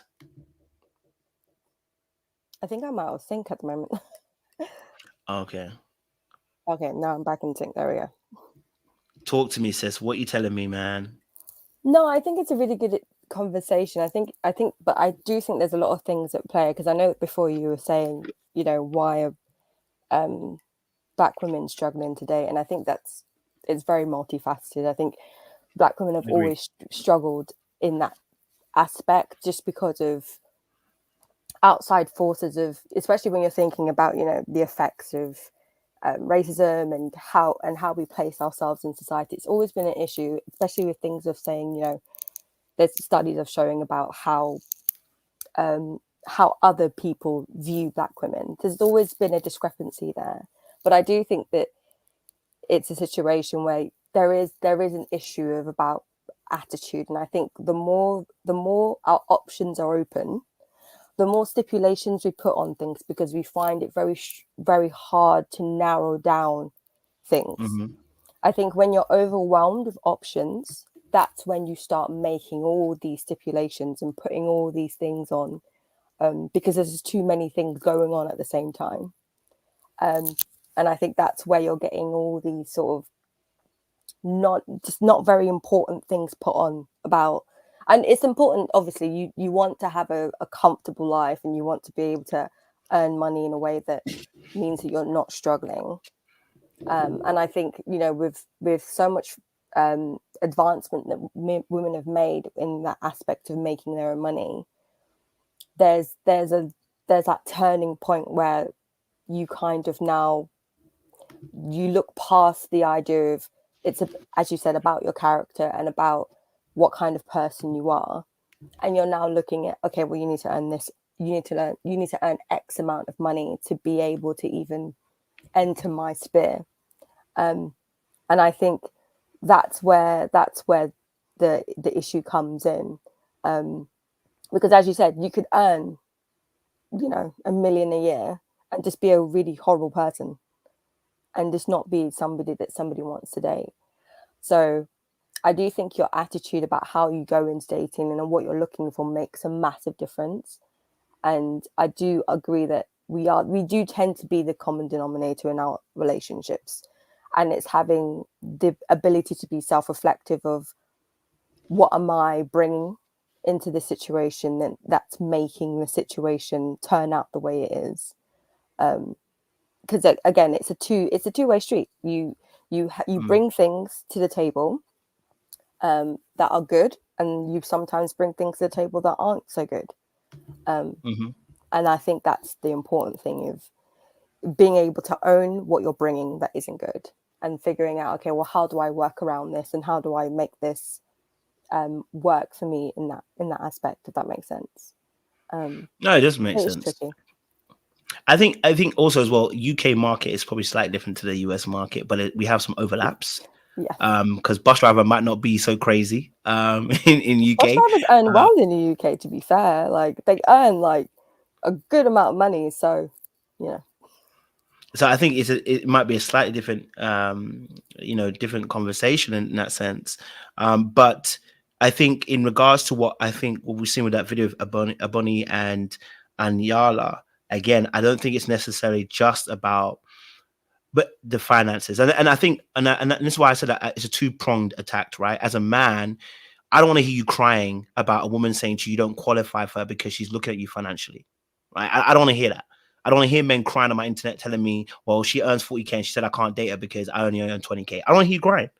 You know what I mean? Because personally, if a woman tells me, listen, I earn 80K and you earn 40K, I don't really see you in the same bracket as me. As long as she's not disrespectful to me, I'm like, I take it. I understand. I don't, you know what I mean? Like, those preferences and standards shouldn't necessarily be a problem. I'm not going to try and shame you for that. Do you know what I mean? It's the attitude that comes with it. Is if am I going to look down at somebody like that? I may not see that they may be in my bracket, but I'm not going to make them.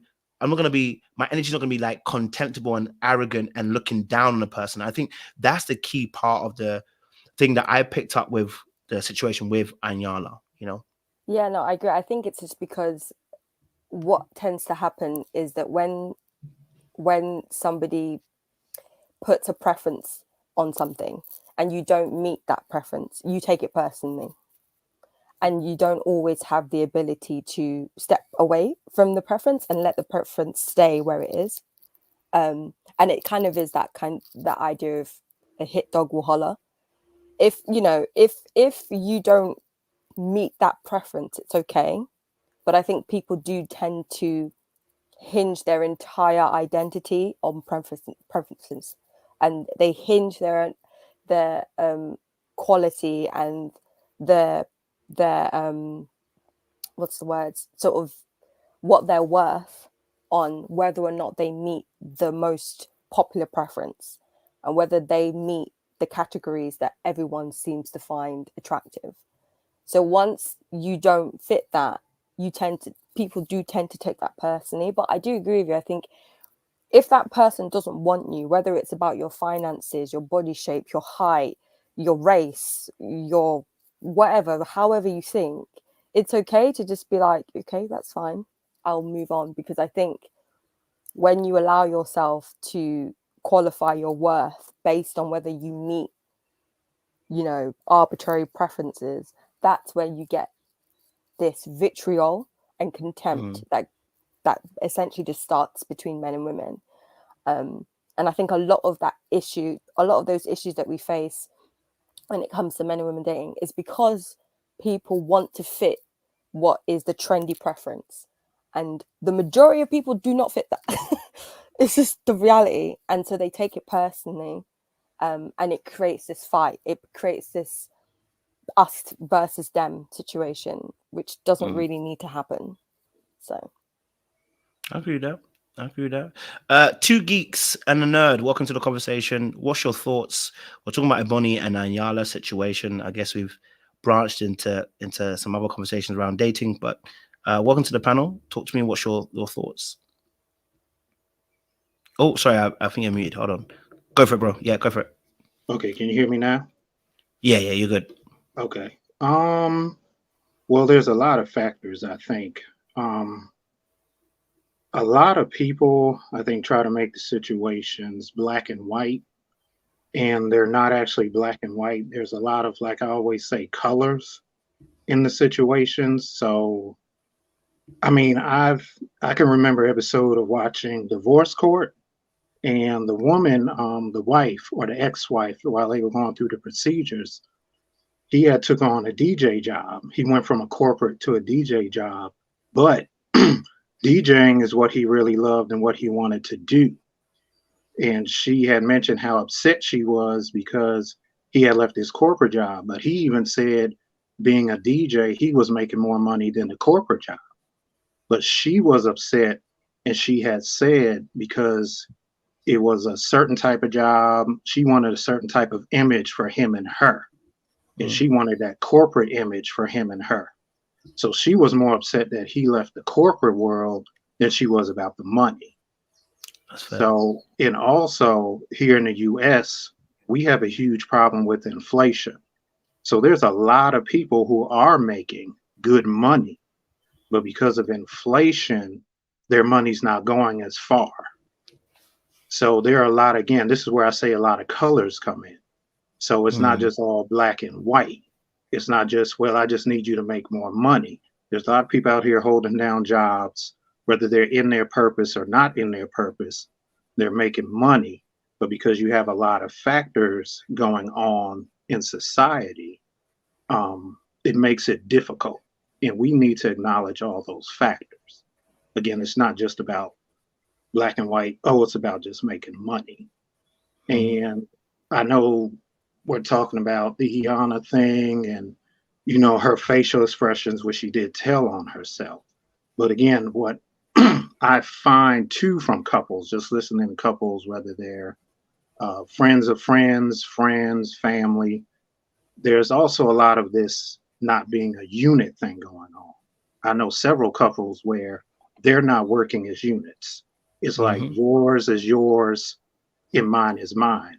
Even in some cases, not, how they say what's yours, what's mine is what's yours is mine. I know some people who aren't even doing that. It's all about me and mine. And it's like, y'all are married or y'all have been together for a long time. And you still have this mentality that it's me, me, me. You're not moving as a couple. You're not moving as a unit. You know, I know one couple where she moved in his house, and I had a conversation with the woman, with a relative of mine, and she says, "Oh yeah, that's still his house. He still refers to it as his house. It's not our house." And that's just not the only thing. Like, it's more of, again, this is just another example of how people are moving. Y'all married. They've been married a little over a year, so they haven't been married that long. And I don't think that has anything to do with it. Because I do think that, too, a lot of things are also what people look over mental. When you've been single for a long time, you actually have to get in a certain mental place, in mind place, in spiritual place, to be like, okay, I'm pursuing somebody, you know, especially for marriage, dating, having fun, you know, that's another thing too. There's different levels to all this stuff. You don't have the same standards, or you, I don't know, maybe shouldn't have the same standards for being single and having fun as opposed to the marriage. You know, your standards should be, I guess, whatever you consider greater or higher or whatever, but you know, you're not going to have, well, you shouldn't have the same standards for having fun, or even just dating, just to date without being serious, should be on the same level of marriage. But even in all those different levels, you still have to mentally, spiritually, I feel, and emotionally prepare yourself before you put yourself out there. Because also we're dealing with, like, personally, I'm in therapy. Therapy has worked wonders. I do the work every day. My therapist does a lot of exercises. He gives me a lot of exercises, and I do a lot of exercises. I know I'm not ready for a relationship yet. And that's another thing too. A lot of people jump into not even just intimate relationships or relationships, just a lot of things that they're not ready for yet. So I'm in the process of getting myself together mentally and, again, emotionally, for being, you know, for when I choose to be in a relationship. So again, it's not black and white. There are a lot of colors. There are a lot of levels. And it's not men against women. It's more individuals. Now, we're individuals as individuals. We're men and we're women. But we also have to be, what I feel too, a lot of people aren't being honest with themselves. You know, you can say what you want. You can say you want, like you were saying, all the things about having integrity and, you know, respect and, you know, loving what you do and all that. There are people in public, both men and women, who will say that. But then behind closed doors, they want something totally different. And then it's showing in who they're choosing. So again, that's another thing too. Your actions, you can talk a good game, great game, but your actions will always tell on you. And people want to ignore their own actions. Again, and I just learned this just observing, you know, but that's another thing too. I've learned you got to keep your eyes open, have an open mind, and you just got to pay attention. And at times not say things. Just watch how people move. Learn from how people move. Listen to people. Are your words lining up with your actions? I appreciate it. Thank you, T Gigs and Ludwin. Jump in. Good points there, bro. I appreciate it. And it's good to hear, brother, also acknowledging therapy as well. We love that, bro. No word of a lie. Thank you for sharing that. Ludwin, yes, go for it. Can you hear me? Yeah, you're good. Okay, good. Because I had issues with hearing you guys earlier. I had to keep coming. You got it. Okay, so I jumped in really 10 minutes before you start inviting people into this live, but I feel like you were kind of trolling because the title of this video is quite triggering. You said the Black women are not the table, basically. And the fact that someone did not agree to dating a bus driver is so detrimental that you feel like she was judging. I'm gonna say this, like, I feel it's completely disingenuous to say that or to want women to just accept just anybody just because they're making money. because a lot of times I do see, especially in this YouTube space, we do talk a lot about single mothers and how they should have chosen better. And part of choosing better is to choose a man that can actually afford to have children with. And we can't just take just any income because it's acceptable to just take whatever man makes just because he makes a certain amount of money. Yes, he's supposed to make more than me. He has to. If he's going to be the provider for the house, he has to make more than me. In my retrospect, he has to make about 3 times what I make. But I can take 2 to start because I know over time as you grow, your income also grows as well if you stay in the same industry. And I still live with the same company, but as you grow, you're going to make more money. So if I'm dating someone who's 35 now, was making about, I don't know, 60. I know by the time he's 50, he's probably going to make 100. But I will put that precedence that I can't just take anyone who just make maybe $5,000 more than me. That doesn't make any sense if I'm trying to have children in the next 10 years or so. So for me, I know for America right now, it's like roughly $3,000 to $4,000 for household bills, right? So this person needs to make twice that for me to date them in general. So that means you need to make about $6,000 a month or more, because I don't see how, if you lose your job, we can't pay our bills because you don't make as much more than me. So we have nothing in arrears for us to help us out. So I have an issue where we make it so easy for men to stay stagnant. It's like it's weird for us to see to want to push men to make more. I don't care how much you make now. I'm going to always want you to make more because it makes sense. If you're going to be the provider of the household, you have to make more. There's no ifs, ands about it. There's so many women who are okay with men being regular. Because I promise you, I was dating someone when I was 20. He was at this bakery for 6 years, and he only went up $2 for the 6 years he's been at. And when I asked him, like, where he sees himself 5 years from now, he said still at the bakery. I asked him, like, would you be manager? Would you want to go up a little bit more? He's like, no, I'm straight being where I'm at. And guess what I did? I left him because he has no future. He has no goals of growing in life. And a lot of times, like, we have people who stay with someone just because he's a man. It feels good to be around him. And if we as women, as you put before, Kojo, that there's very few of us who make a lot of money. However, this is not our world as women. This is a man's world, as a lot of people like to say. If this is your world, how come a lot of us are growing faster than you? It makes no sense. I have a lot of things going for myself. I'm Black, I'm a woman, and I'm a minority. So you're already a man. In your world, you should be making more than me, period. Period. This is your world. There's no way. I come from an island and I come to America, and you're not making more than me as a Black man who was born and raised here. There's no way. I will not accept it. I'm already a foreigner. I'm Black. I'm a woman. And you're not making more than me, and you were born here? That makes no sense to me.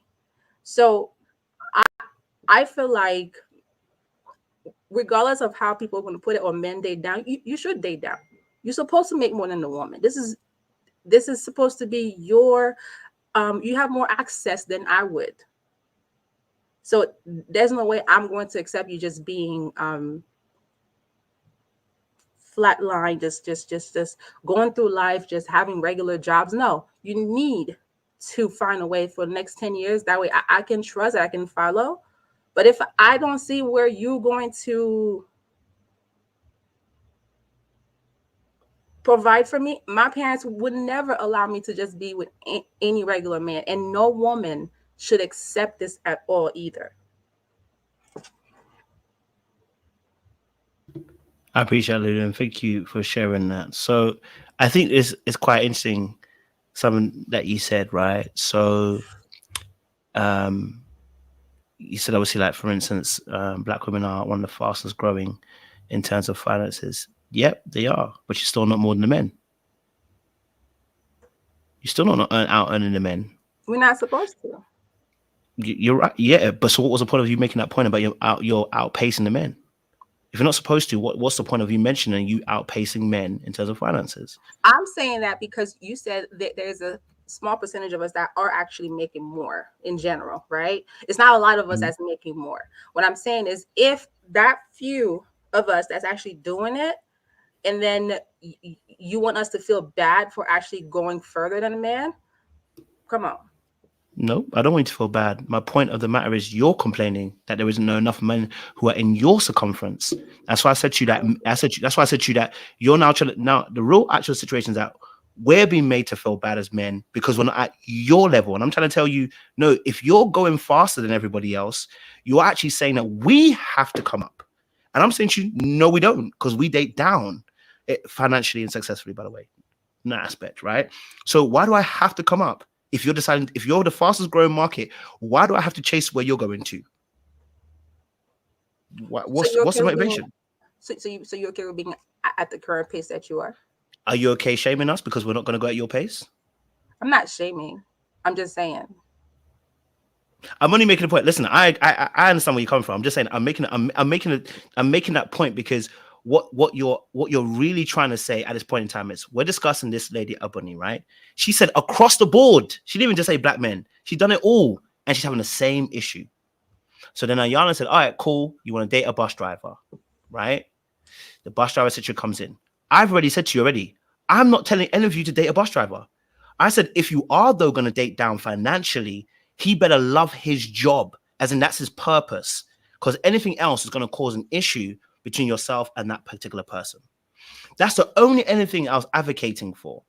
I'm not saying that you should date down. I'm not shaming you for saying you got a standard for dating up. In fact, me and Precious had a conversation. I said, if you say you make 800K or whatever, and I'm not in your capacity and I'm not in your range, I should not be complaining. I cannot complain if Rihanna says it's ASAP Rocky she wants and not me. How can I complain? Who am I? You know what I mean? So I'm never going to shame women for saying that their level is this. What I'm going to say to you is that it, again, first and foremost, again, it's the small minority, and it's a very small minority that are completely out earning men. Number one. All right. And number two, when you do out earn those men, like I said, men date down. So you've actually gone out of the system. If the system is set up that men tend to date down and women tend to date up, you've broken the system. If we're talking from a logical standpoint, and I'm not saying that you're wrong for this, I'm just giving a logical standpoint. If the logical standpoint of the system is it works as men date down, women date up, when you go out and out earn the men, you've broken the system. So why should the majority have to fit so that you can have a man? Why should they change? If we're talking from a logical standpoint, just a logical standpoint, why should those men change their narrative for you? Okay. When you've broken the system. Okay. I hear you. So when I hear the whole thing about men dating down, it's not necessarily like they're dating down when it's like a $10,000 in income difference. It's usually about $1,000 to $5,000 difference. It's not a huge difference in dating down. Usually, like in America, the average income is what, 45 a year? That's $20 an hour, roughly. Because in some states they have brought up the minimum wage to about $10 to $15 an hour. So it's not like we're having this amazing disparity in income when it comes to like dating down for men and women. It's like one is 45 and the other is 41. It's not like a huge difference in dating down. Now, like if you in your 50s and you're trying to date somebody who's 25, you might have a bigger gap in income per se, you know, because that person has lived a much fuller life and has went through a longer career span. So it might make more than someone who's 25. But it's not like a huge issue when it comes to dating down per se, when the average person makes relatively about the same to each other. For me, if you're someone who just in your early 20s, you know, all the way up to late 20s, you can date whoever you want. But if you're looking for someone to build a future with, that person needs to make significant more than you in general. outside of the small percentage of Black women who make more. And I agree with you. So we are in agreement here. I think everyone doesn't. I don't think anyone disagrees with that. We want this. We prefer the system to be that men out earn women, right? We prefer it that way. I mean, and maybe not everybody. Let me take that back. Sorry, I apologize for this. Not everybody thinks in that traditional mindset, particular way, for whatever reason that is, right? But I believe the majority would potentially want it that way, that a man earns more to be able to take care of you, pay for your bills, all that kind of stuff. All right, which I totally understand. And I'm saying to you, I'm saying this conversation started off with Ebony, right? And it's funny because I've just seen someone in the chat already saying, Cole just told us to date down. And I blatantly told you not to date down. You know what I mean? This is the issue that we have in our community with conversations. People don't like to listen. They like to feel. So when I'm saying something, I've made it very clear several times. I'm not asking you to date down. I'm not asking you to go and date a man lower. We're not asking that at all of you. What I'm explaining to you is the system that we're in at the moment and how the system actually works. You see, the system works for women and men in this way.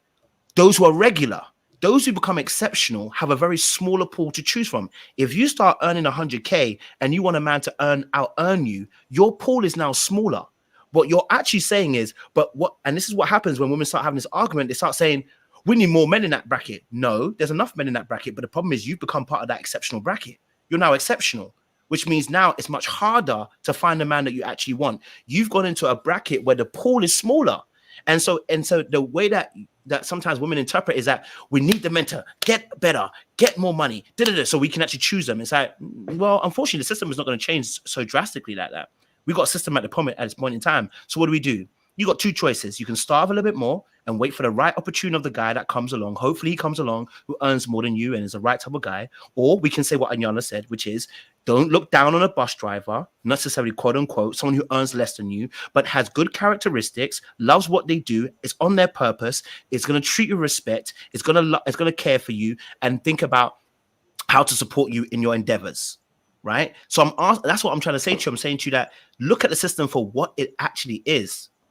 Because that's what it is. Yes, two geeks and nerds. Okay. Sorry, go for it, bro. Oh, no, sorry. My bad. You go for it, bro. I definitely hear both of y'all. I think both of y'all made a lot of good points, a lot of real points.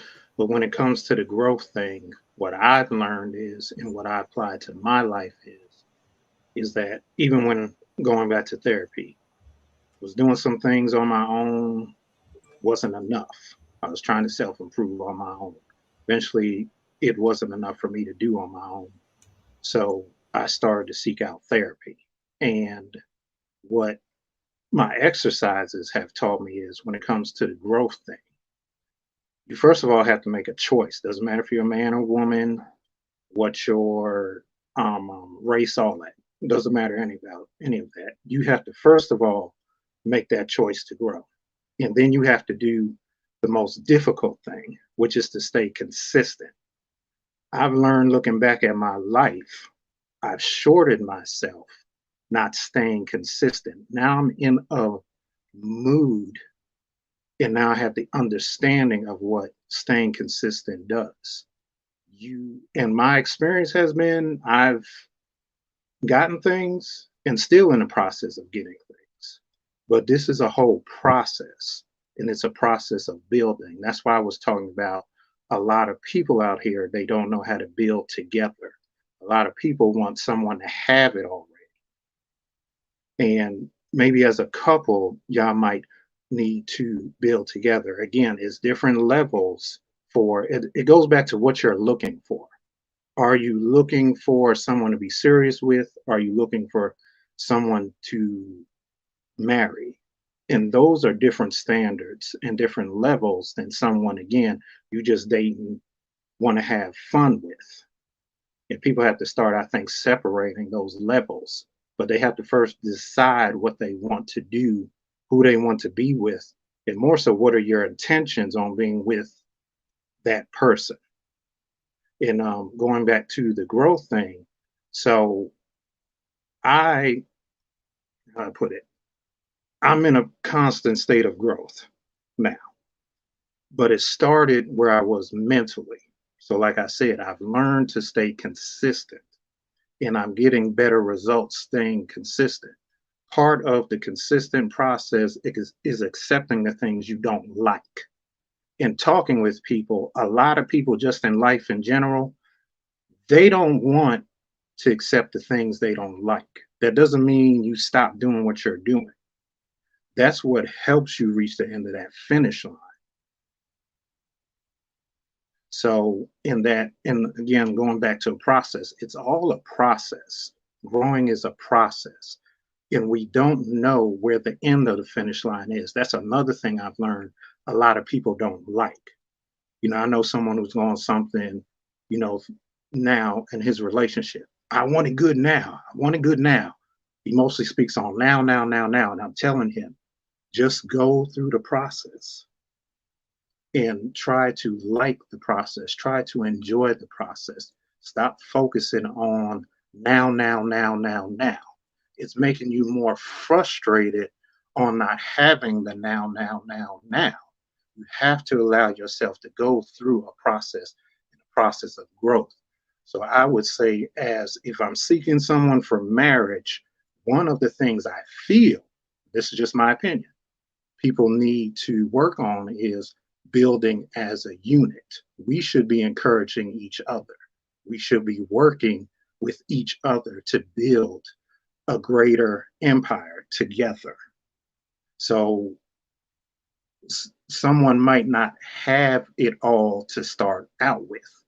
So the question is, are you willing to build with the person?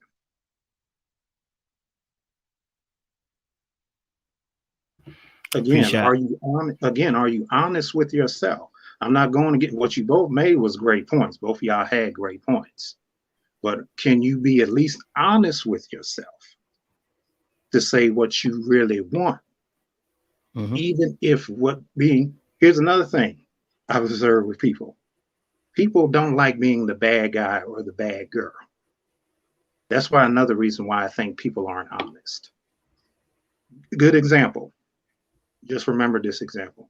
Corvea and Blake from dang it, that show. I forgot the name of the show. Ready to Love. Thank you. When Blake was like, I don't want any more children, Corvea got upset. Why? He told you, he was straightforward and told you what he didn't want. In my opinion, this is just my opinion, Corvea should have been like, okay, that's fine, and moved on. Don't get mad when someone is straightforward and honest with you. You don't have to deal with that person, not even in a friendship. But people get upset when someone is straightforward. And then it's like, oh, you're the worst person in the world. You're problematic. You're a narcissist. You're this. People, let's work on not getting upset when we find out who someone really is. And let's work on maybe just not having that person in our space and moving on to the next. Again, a process. Working on finding the one who is, if being compatible works for you, find someone compatible. Sometimes opposites work for people. So again, are you getting to know yourself? Again, why I'm in therapy. Therapy has helped me in doing the work. It's not just therapy. Doing the work every day. I honestly do work every day. And I'm getting to know myself. And I'm being honest with myself. So I'm fine, just personally speaking for me, working on myself, taking it slow. If I don't meet someone tomorrow, I'm good. But I know I'm honest with myself to say, I'm not ready to meet someone tomorrow. Okay. Ludin, you want to ask a question and then Pressure can go after? Go for it, Ludin. I have a question. I hear this buzzword all the time. Build together. What exactly is building together with a man? So in my opinion, building together is, I'm not saying come into the situation, because like I said, you made some good points. Not coming into the situation with someone who's broke or someone like Cujo was saying earlier, you got to have somebody, and Iyanla was saying it too, that has some, and you said it yourself, having someone with a vision. And again, this comes back to when I say, pay attention. Paying attention is very important. Sometimes not saying something is very important because you don't want to say something to give the person a way out. You want to see, okay, you talking this good game, but are you living this good game? So I need to be observant. Do you have this vision you say you have, and are you working on it? Because all of us have to work on a vision. All of us have built something, even if you're working for somebody else, whatever it is, outside of working for somebody else. All of us have a building process to go through. So I'm not saying take someone broke. I'm not saying bring them into your space and lift them above you. To get them to work. I'm saying, is this person doing something? Are they living what they're saying they're living? And then if you see that they actually have a vision and that they're building whatever, and not just one vision, are you improving yourself as a human being? Again, it's not just about a job, because as you overall improving yourself mentally, you're going to improve your life and your lifestyle. That's another thing I had to learn. I would beat myself down a lot and mess up the process and stop the process because it wasn't going the way I thought it should go. Again, that's another part of the process. You got to accept the process. You got 15 seconds. 15 seconds. Wrap it up for me. That's sorry. Right. Okay. Just want to keep the conversation flowing. Okay. So when I say building, it's you have something, I have something. Let's encourage each other. Let's support each other into building that process up, whether it's one project or two projects, whatever the project is. I'm not saying take me broke, take me destitute. I'm just saying, let's now that example, instead of saying if you move in with me, this is my house. Oh, I'm sorry. This is my house. No, now if you move in with me, it's our house. To me, that's a part of building, going from yours to ours. Appreciate it. Ludin, was that question answered? Do you feel? It's nice. I like his answer. I'm tired of you. Precious, what do you want to say? Go for it. No, I think all the points are really good. I think I don't want to feel like a broken record agreeing with, but I do agree with 2 gigs in the nerd. I think a lot of the times when you're looking at, you have to be in the position to actually be ready for the reality of a relationship. I think people make very much an ideal of what they want. You know, X, he's earning this amount of money, we're doing this.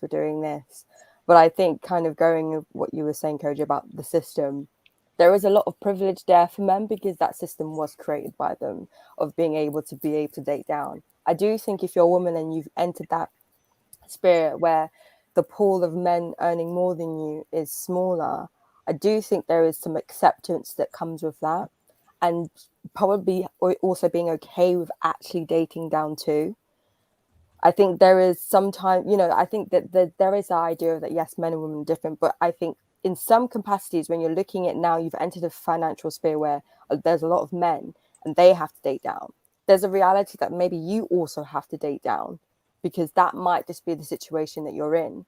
Not necessarily mean that you have to, but if it means that you find a better quality man and you have to date down, you just might have to accept that. And I think that's okay. I think a lot of people are scared of the idea of settling because it's been given such a negative connotation. And I don't think settling in the negative ideal is the reality. I think being content with who you have because of who they are and because they're a good person, they've got the characteristics that you need to actually make the relationship work day in and day out. You can earn £150,000 a year if you want, but if their characteristics don't help the relationship work day in and day out, it's pointless. If you can't wake up with the person next to you and be happy with them, regardless of how much they're earning, it's just not going to work. So I think that it sounds, I don't know, cliche, but it is important to be able to look beyond how much somebody earns, what the appearance of it is. I think everybody wants to be a power couple, but the reality is that the majority of people are not going to be in a power couple in the quintessential sense of what it is. And that's okay.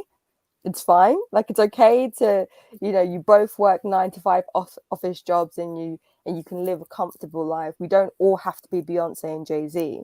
And I think everybody wants to do that, and it's not in everyone's reach, and that's fine. It's more about your characteristics. It's more about what you're bringing to the table as a human being, not what you're bringing to the table literally with your money and your finances. And so, yeah, so that's what I would say. You know, and I appreciate it, Precious. And, you know, I think, you know, in this situation, I'm just trying to keep it real. I don't know. I just feel like, you know, I just really want to just understand, like, some of you're pricing yourself out the market. It's just the reality of the situation.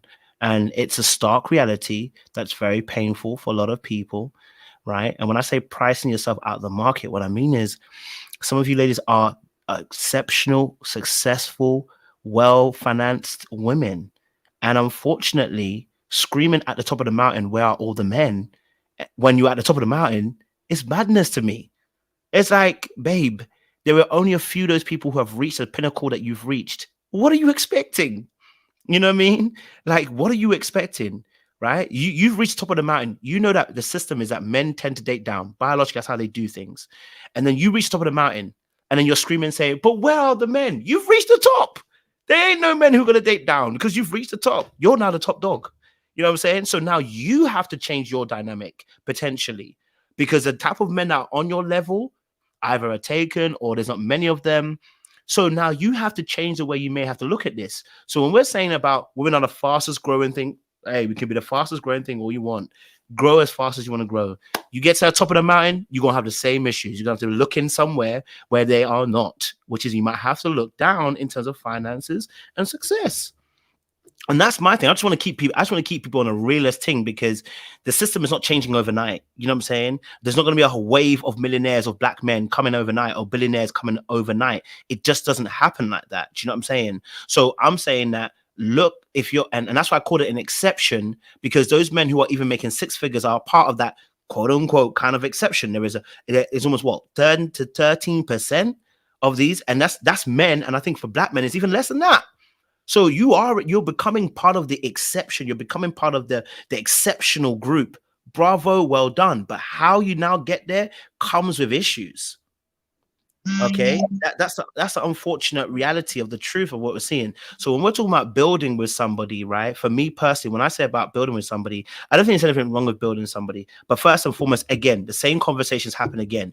What is their character? I'm not asking you to build a bear. I've never encouraged that from women here. No one can ask me that. You know what I mean? I've never asked women to build a bear, build a boo, be Bob the Builder, build a man who hasn't got his own things going on. He ain't even got his own tools. You bought him the tools. You bought him the cement. You've bought him the water he's using. You've bought him every resource because I believe in you. And it's like, yeah, you do, but you build in a boo. And so I'm saying to you that, look, if somebody is already, if a man is a man, he's already on his way trying to build something. Right? He's already acquired some resources and already acquired some tools to start his journey. I'm not asking women to start buying all his tools and his boots and his jacket and his thing. Look, those stories are exceptions to the rule. I do not make them rules. Those men that come out and say she supported me through everything, I look at them and go, you're an exception. You're not the rule. Because most of y'all out here will cheat. Most of you will end up leaving and upgrading. So I don't expect women to now go and choose a woman choose a man who has done nothing for himself. And you guys know I hit on that point every single time. And that's what I said about accountability, because some women start talking to us about how I was there through everything, when they really want to say, what they really should be saying is, I built him. You built your own man. And now you're facing the reality of what happens when you build a man. So what I'm saying is, when that man's already started the journey, right? He's already started the journey. That's where you two have started. You've both started on a similar plane and level. He's actually got something he's building. Then that's the person that's worthy of your time potentially. And then you have to look at his characteristics and all that kind of stuff as well. right? Because just because he's building does not mean he's a great man. Like someone also trying to misquote me, and I said, just because he's poor, just because he hasn't got a good job, does not make him a great man. Does not. That's why character is so important. It's irrelevant how much money he makes. His character is what will stick through. And in fact, when we talk about the film Acrimony, right, it was a character that actually came through, because in the end, this guy could have just done an absolute bastard thing, and he probably, you know, and I wouldn't have supported him anyway, but he could have done that. You ain't getting money on me. Please. You ain't getting money on me. This guy cut her a £10 million check because that's his character. Now, first and foremost, she shouldn't have been with him because he cheated on his ass, but hey ho. But you know, again, character will come through. So what I'm saying is that you know, and what I get tired of is people trying to quote what white women would do. Half of you don't know white women, what they do. Stop quoting them. You don't speak to white women. You don't speak about their beginnings. You don't know many of them. So let's stop quoting white women and what they do and what white men do, because many of you don't interact with them. You don't know what they do, right? We also, white men don't have these conversations. Are you in their circles? You're not. You're in black circles. You don't have half the conversations with white people, so you don't know. A lot of times we just quote, white women don't do this, white men don't do this, white men don't do this, white men don't do this. You're not even in them circles, so no. How are you going to be quoting? Like, you're not there. So let's not use that as an example. Let's just talk about our community and how we're trying to grow as individuals, right? I don't support women having to date down if that man is not a man of integrity, number one, and number two, that qualifying aspect, he's not living in his purpose, because it's going to frustrate you. You can respect a man potentially who lives in his purpose, and that's what he's chosen to do. You can respect that. But if he's just doing a job and that's what makes the money, you're going to be frustrated, because you're going to be asking him to move out of that space, like Ludwig was saying, because I'm expecting you to grow. But his growth may look different if he loves what he's doing, and maybe it's not money that's growing. Maybe it's the people and the people that he's touching that is growing. And my final point in this, someone said something about the fruits will show. The fruits will show, but it doesn't mean money will increase. That's a very important thing. Money does not mean money is not a direct correlation to you living in your purpose. Your purpose can be about money, and you can end up potentially even giving away money, because you're living in a place of sacrifice. So you need to know what kind of man to deal with. And I don't support any man that's going to lie about what he's doing. I don't support men who cheat on women. I don't support the men who are dogging women out. I don't support the men that are going to cry about women that make more than them. And then when the women say, I want a certain man of a level, you crying about it. I don't have time to support you. Okay? All right? I don't have time to support you. Stop crying about it. Either qualify or come and date someone on your level, because I haven't got time for it. That's my thing. And that's the reality of the system. Stop crying about it. Level up, or date people on your level, you know? Yes, Two Geeks, you want to say something? Oh, I just wanted to say real quick. It's interesting that you brought up the white thing. And I think a lot of that just comes from grown adults believing media. Media is painted for us to believe that white folks got it going on, that they're perfect. People are people at the end of the day. And yes, you may be a grown adult, but you still got to guard what you're putting your attention to. And that's another thing about the process. I'm bringing up that word again, process, that I learned. Watch what you're putting your attention to. Because that's just media hype to say that white folks got it going on, or even every race but black.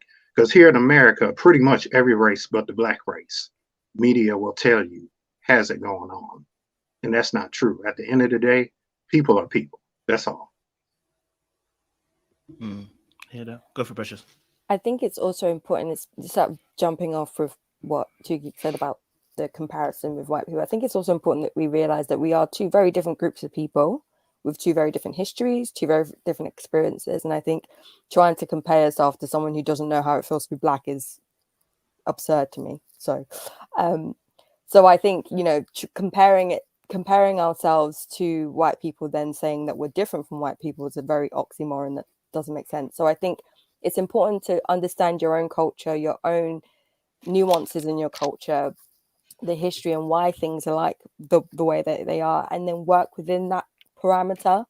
I think it's even the whole idea of leveling up and dating down, as Kojo said, it's not just about finance, it's about character as well. You could be with somebody that you help them character-wise become a better person, and then they you're off. Then how do you feel? It's not just about money. It can also just be characteristics as well. So it's important that you, when you are dating somebody, you're dating at your level as a human being, as who you are, not just your finances. Are we both empathetic? Are we both understanding? Are we both willing to listen? Are we both willing to compromise?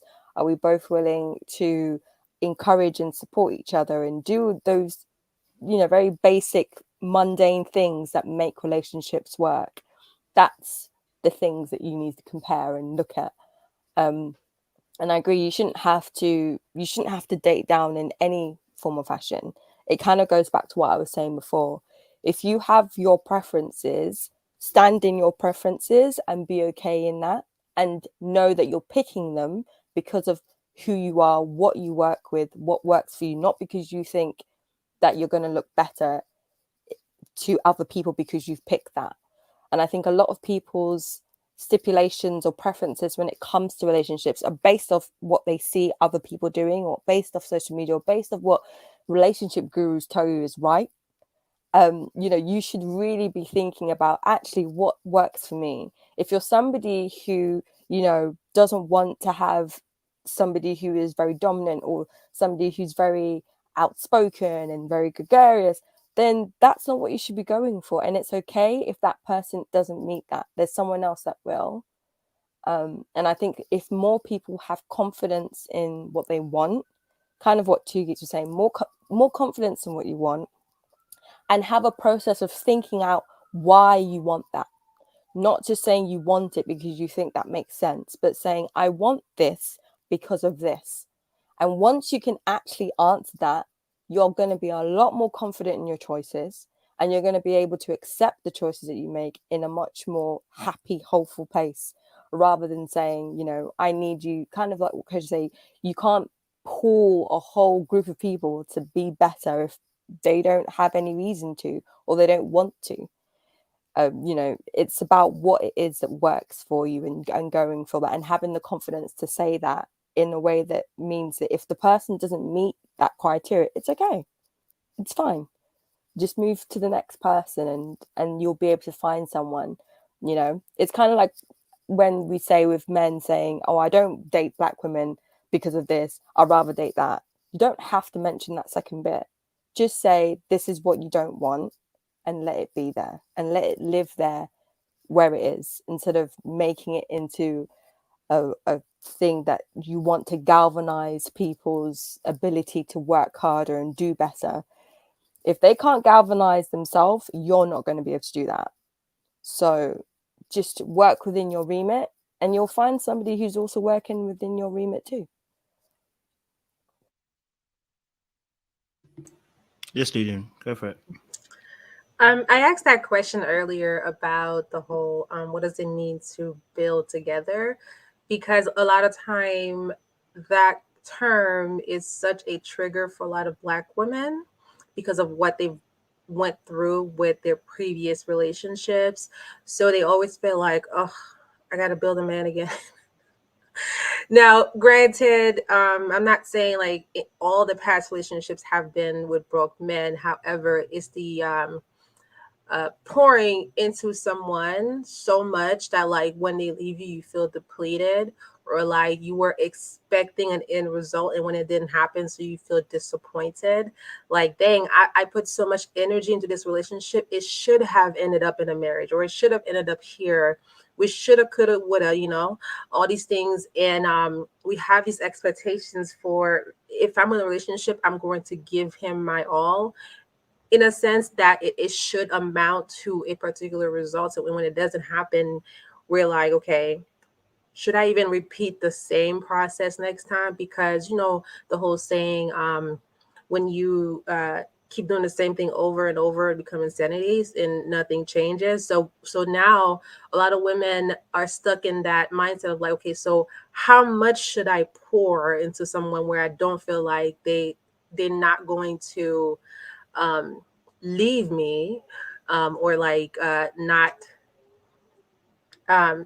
sticking through what we set out to do in the beginning. You know, how what would be the balance for the next relationship, so that way I know. Granted, we can answer some of these questions in therapy, of course. However,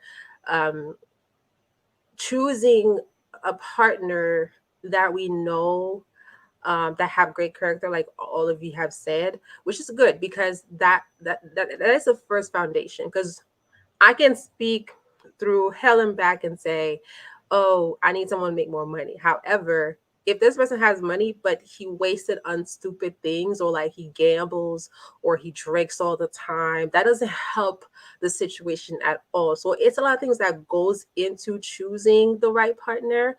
But the idea of building someone, in my opinion, means like, okay, we sit down and we figure, okay, so like, what does your future look like? What does mine look like? Can they work together? You know, how are our parenting styles? How's that going to be like? Where should our kids go to school at? Like, what type of relationship do we want to show into the household? Are we going to be more stern, or are we going to be more lax? Are we allowing our kids to choose their path, or are we going to tell them what their path going to be? Do we want this type of lifestyle where we get 2 corporate jobs, or like, do we like to travel more often? Do we want to have more lax jobs? Like, we have to discuss all these things. That way, like, this is what we call building together. Let's say like I don't know.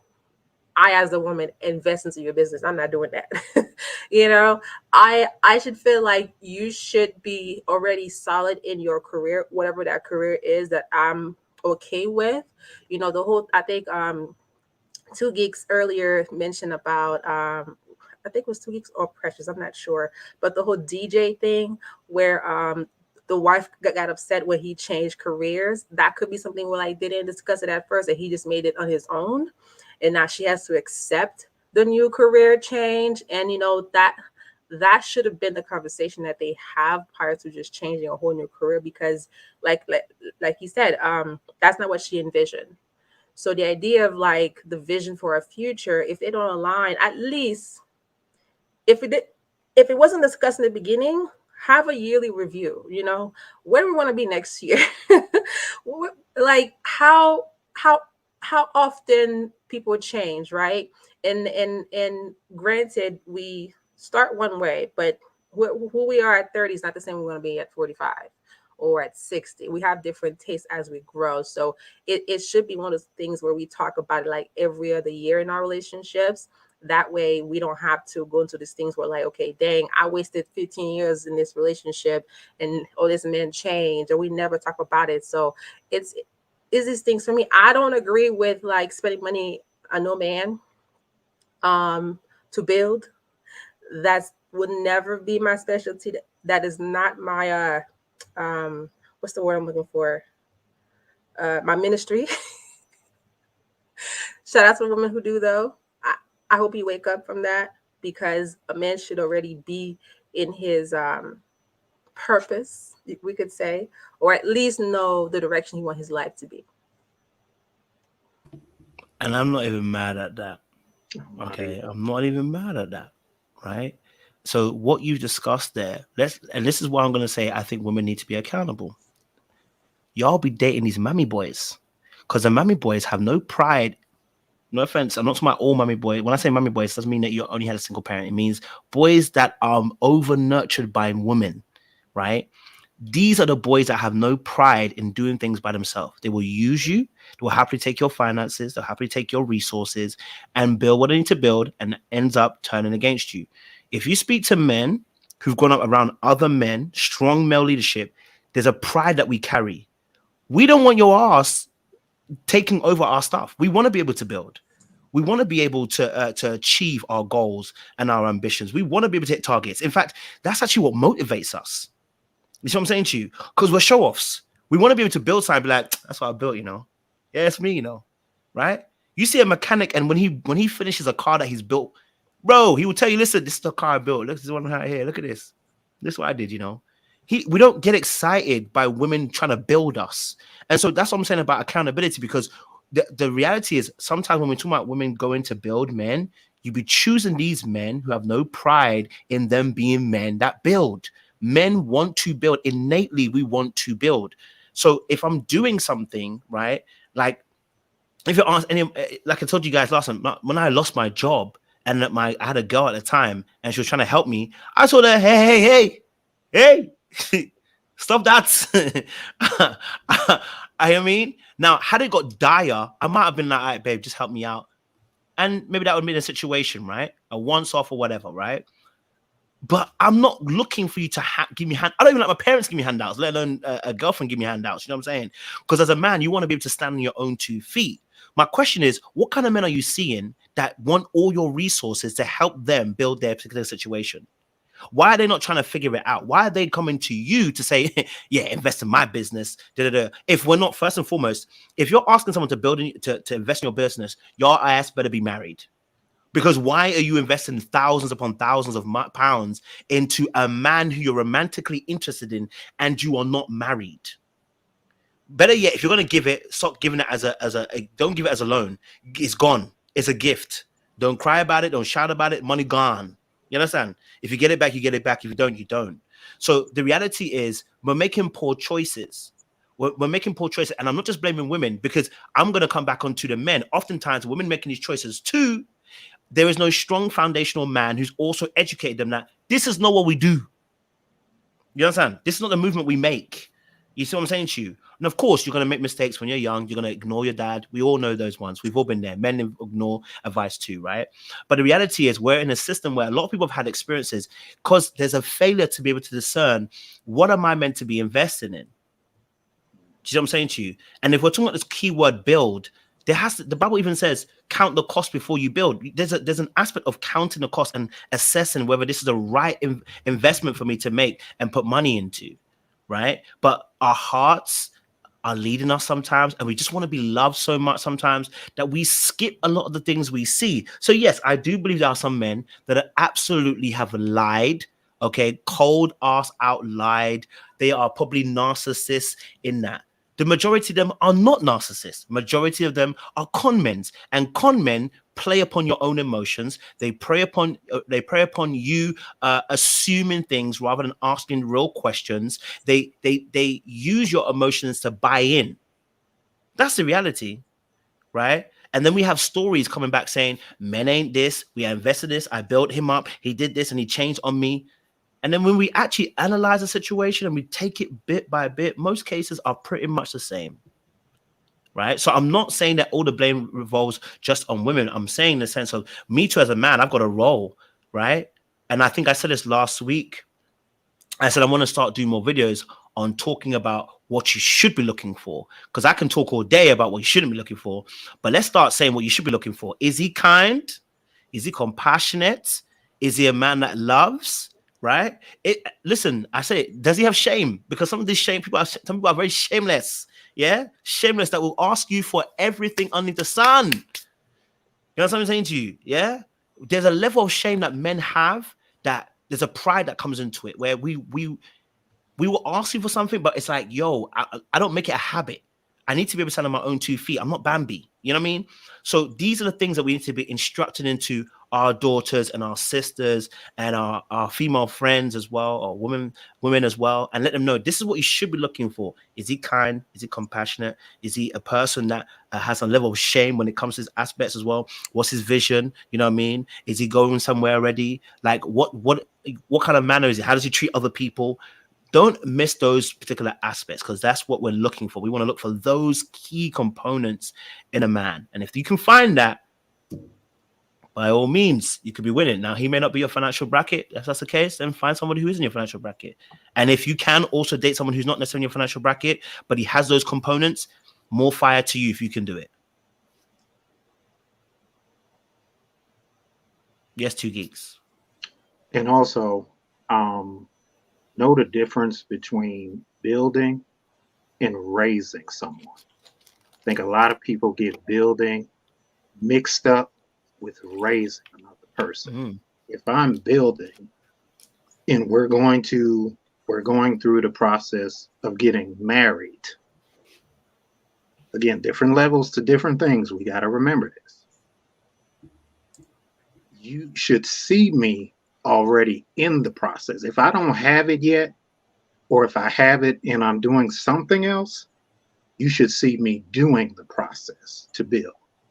What, and I'll speak for me, what I would like is, even if it's just verbal support, it's not always financial support. I have no problem definitely with loud whine saying, I'm not going to do it financially. Also, the other reason why I don't have a problem with what she said, because she said it. I know where she stands in that area. And I'm mature enough to respect that area. And that's not going to hurt me if it's her or somebody else I'm with that says, I don't want to support you financially. But what I would like to have is, can I have verbal support? There's many ways to support a person. Again, listening to other couples talk. And this is, I'm not talking with thousands and thousands of couples. I'm talking about just friends, family, a small group. It is a small group, but a lot of them are saying and going through the same things, whether they're Black or mixed race, whatever, going through the same things. There's some male friends I have that say, I'm trying to do this and I have no support from my wife, meaning that their wives aren't being emotionally supportive, verbally supportive. And same thing with, and it's not all on women, but I'm just saying that being a man, more of us speak with one another. Because a lot of times men don't have people to talk with. A lot of times men aren't in therapy. A lot of times men are even afraid to talk about this with their wives because they don't want to come off as the bad guy. That's another huge thing. Communication. There is a huge lack in relationships of communication. We have to talk to each other. We have to listen to each other. We have to not, most of all, be afraid to talk to that person we're in a relationship with. Whatever they say, we have to eat it, even when we don't like it. But again, I'm going back to my point. Know the difference between building with someone and raising someone. That's it. Not Ludo and getting excited. Precious, what you That's a saying? word right there. Raising someone. Yes. I'm glad a man said it and not me. No, I agree. I do agree. I think there is definitely a difference between building and raising. I do think the fear, as Ludwig was saying, of building with somebody is from past things going wrong, or you build with someone and then it kind of turns. But I also feel like that's a risk in any relationship. Anything that you put effort into can go wrong at any point in time. It's just part of life. But I think there is some discernment in the beginning of watching, kind of like, I know that kind of Kojo said it before about the term narcissist gets thrown around like it's no one's business. Everyone is a narcissist these days. And I think it's more about looking at watching and seeing how people behave, because even those who are going to sell you a dream about who they are will eventually show who they are through their actions. It's very difficult for you to keep up the pretense 24/7. So it's important that you watch, and even for the small things. I'm really happy actually that kindness and shame was said, because I think those are two very important attributes that work very much hand in hand. And there, I always say there's no dysfunctional emotion. I think every emotion is very functional. It's just about how long you stay in that emotion for. And I think shame is a very functional emotion to feel. You don't want to stay in there for too long, but it's something that as a human being you should feel, because it does work as a very good way of modifying your behavior in aspects that can hurt yourself or other people. But on the other side of that shame does come the pride. And I think even when you're looking at trying to help somebody, it's looking at whether they're wanting to help themselves first before coming to you. Have they exhausted every option first before coming to you? Are they proactive in exhausting all the options first before coming to you? That shows that they're proactive. That shows that they at least have some form of independence to be able to think about, how do I get myself out of the situation by myself first before I ask for help? And it's not saying that you can't ask for help, but it's knowing that actually you've got the fortitude to be able to try and figure it out yourself first. And then if you need my help, okay, cool, what do we do? And I think on the other side is the idea of what two Geeks were saying about being emotionally supportive. If someone comes to you with an idea, you might in the back of your head think of all the 100 ways that this could go wrong. But the idea is that if you want to help somebody formulate that idea in a better way that works for them, work within their remit. Ask them, okay, what is it that you want to do? What is it that you're seeing? What's the vision? How do we do that? I think maybe this could be a good idea, or this could be a good idea. Like, why don't you try this? Let them figure it out. And then if they're struggling, they'll come back to you. It's about that guided, helping them to guide them to their own realization. In therapy, that's a lot of what it is helping and guiding someone to find their own realization of, okay, this is not going to work, or this is going to work. If you're that person that's just going to go, oh, that's not going to work because this and this and this, they're immediately going to shut you out, because you're coming straight with the negativity, you're coming straight with what's not going to work. It's better for you to go, yes, and then no, but. So trying to make sure that you are being supportive. You don't have to sell someone dreams and say, oh yeah, everything's going to be great, but it's going with what works in this idea first. And then if it doesn't work, if the things that don't work, why don't I helpfully suggest something? The worst thing you can do is say that's not going to work, but not come with any solutions.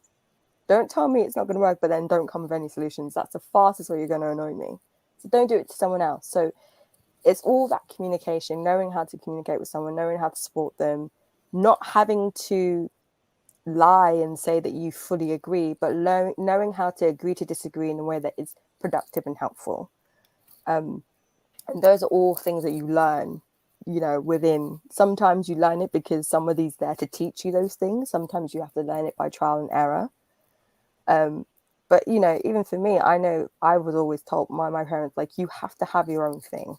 You have to be able to stand on your own 2 feet, because no matter who you're with, there's going to be a time where you might have to, be the person to help more because something's happening, or help to support more. So you're going to be a lot less scared about who you're entering a marriage with financially if you feel comfortable within yourself and comfortable with what you provide, and being like, okay, I can actually do this. I have my own career. I've got this. I can do this and I can do this. When you're kind of relying on that other person to have X, that's when you put yourself in a position of disadvantage and vulnerability. And I think it's important. And those are the things that you'll learn from your parents, of like, actually, no, you have to be able to function by yourself, so that regardless of what happens, you're not going to be in a situation that puts you at a disadvantage. So we shouldn't be working out of fear or out of the what ifs or what could happen in the future. We should be working out of, is this person right for me? Does this work for me? Can I do this? Yes? Cool. Then go forth from there. Absolutely. I love that, and yeah, I think also, I think these situations are really powerful. Oh, these conversations are really powerful, because I think it does help redefine how we look at situations and how we perceive certain situations as well, on both sides, both men and women's sides, you know what I mean? And I think even, just hearing some of our thoughts is making me think about more detailed thought process in terms of how people may see things. And I'll be honest, listen, and I've said this as well, I don't like people pushing me beyond my pace, you know what I mean, considerably beyond my pace, you know what I'm saying, especially when things don't work so linear, you know what I mean. It's not like going for a run and a jog and you go for a minute today and you go for a minute 1 tomorrow, a minute 2 tomorrow. Building your career doesn't always work in a very linear fashion. Sometimes there may be some horizontal moves, etc. So me as a man, having somebody who's a woman who's already seriously accomplished and set, if she's looking at me as in, or the potential he can get there, we ain't gonna work. Because if you have an idea of time scale in your mind as to when I'm supposed to reach the level that you're at or beyond, we're gonna have an issue. Because I may not reach at that level. Then we have a struggle and an issue that could potentially break that relationship up, all because of a time scale that I may not be able to reach personally. Now, I believe I'm like Two Geeks were saying, if most men who are serious, I'm saying, no, it's not most men, all men who are serious about themselves and about their life and about even entering into space someone else's life is always thinking about growth. Now, I'm a person thinking about growth too. But if I'm thinking about how you think your idea of my growth should be, we're gonna have an issue, right? Especially if you're already far ahead. So people need to also be honest, like Tuki was saying, like you said, Precious, like you said, Louis, man, them got to be really serious and real about where they see themselves and what and how far and how fast they feel they can see themselves getting to where they're getting to. And they should have their own goals. You're not setting my goals, right? We can come together and we can say how we see our life together, but you're not setting my goals, my personal goals. And I'm not setting your personal goals. So this is where we have to have that discussion, because you may have different set of individual goals. I may have a different set of individual goals. When we speak at the table, we can talk about our joint efforts, but we may have individual mindsets. And this is also really important as well in conversation before it gets it. There's a comment I wanted to bring up to the table. I think it was Say No to Dusty, Struggle Love. She said something really interesting. She said 80% of women I have sold house to miraculously found the man of their dreams within the first year of them moving into their house that wants to propose to them. I can't make this up. And then she goes on to say, I've actually she said then part two, she put there. Yeah, said I've even sold houses to pregnant married women three times, I guess, and had to pull from their 401k for their additional money because her husband didn't have it that much. She really had to do everything. And then I'm so tired of selling houses to couples and everything is in the woman's name. Then the man wants to ask me a question as if I'm supposed to answer him. I only speak to the woman of the house. Now, I just want you just to clarify the statements up, sis, because it's giving attitude, and I don't like the attitude. I'm gonna be honest with you. Yeah, I'm gonna be real with you. You know what I mean? I sense some animosity towards the male species, and that's gonna come across in your dating. I'm just gonna tell you the truth, just give it a little bit of space. But no, in taking your comment in all seriousness, there is a realness about this, right? And you're absolutely right. There are gonna be women who are gonna buy houses, huge houses, and their men are gonna come after them, right? My question is, why do they choose these women? You're tired of it, but why do they choose these men? Why are they going after these men? Here's the reality, because more than likely that woman said, I've got a house, I've got this, all I need is a man. But without checking actually again, number one, what's his character? What's he actually like? You know what I'm saying? And like we've just been discussing, you have to really vet this person that you're coming into. And you have to ask yourself that critical question too. What position do you want to play? Do you like the power dynamic that you have with that person? Right? See, because we can talk about the men all day about it, but you choosing this person, like you're not absent from the choice. So why is it you're choosing that person? Of course, that man is an opportunist. I do believe there's a lot of men who will see women and see an opportunity. My question is, why are you his opportunity? The same way I say to men, why are you crying about women that gold dig? If you weren't leading with your finances, and that's how you vet women through your finances, you wouldn't be having this issue of gold digging women. You have gold digging issues because you lead with that. That's where you put your value. So she saw that and bought into it. Right? But I definitely agree. There are going to be men that are going to hunt for these women who have their together, and they will leech off of you once more again. A man that has pride it's going to be very hard for him to settle in that place and be like, what is your house? Is this, is you done this? I'm going to feel uneasy because I want my own. You know what I'm saying to you? As a man, I want my own. I want to build my own. It's going to be uneasy for me to want to stay in that place. So again, I would say ask that question. Is he a man that has some shame and some pride about himself? Because he's going to want to build his own.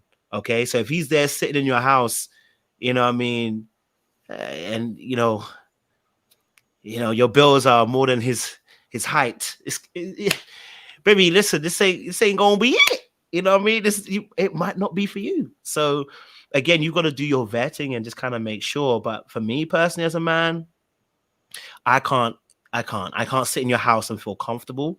I can't even go to people's weddings and see people picking up trash and I don't help. Like that's what I'm saying. So there's a mindset people have when they're invested in helping you, when they're invested in team working, when they're invested in building.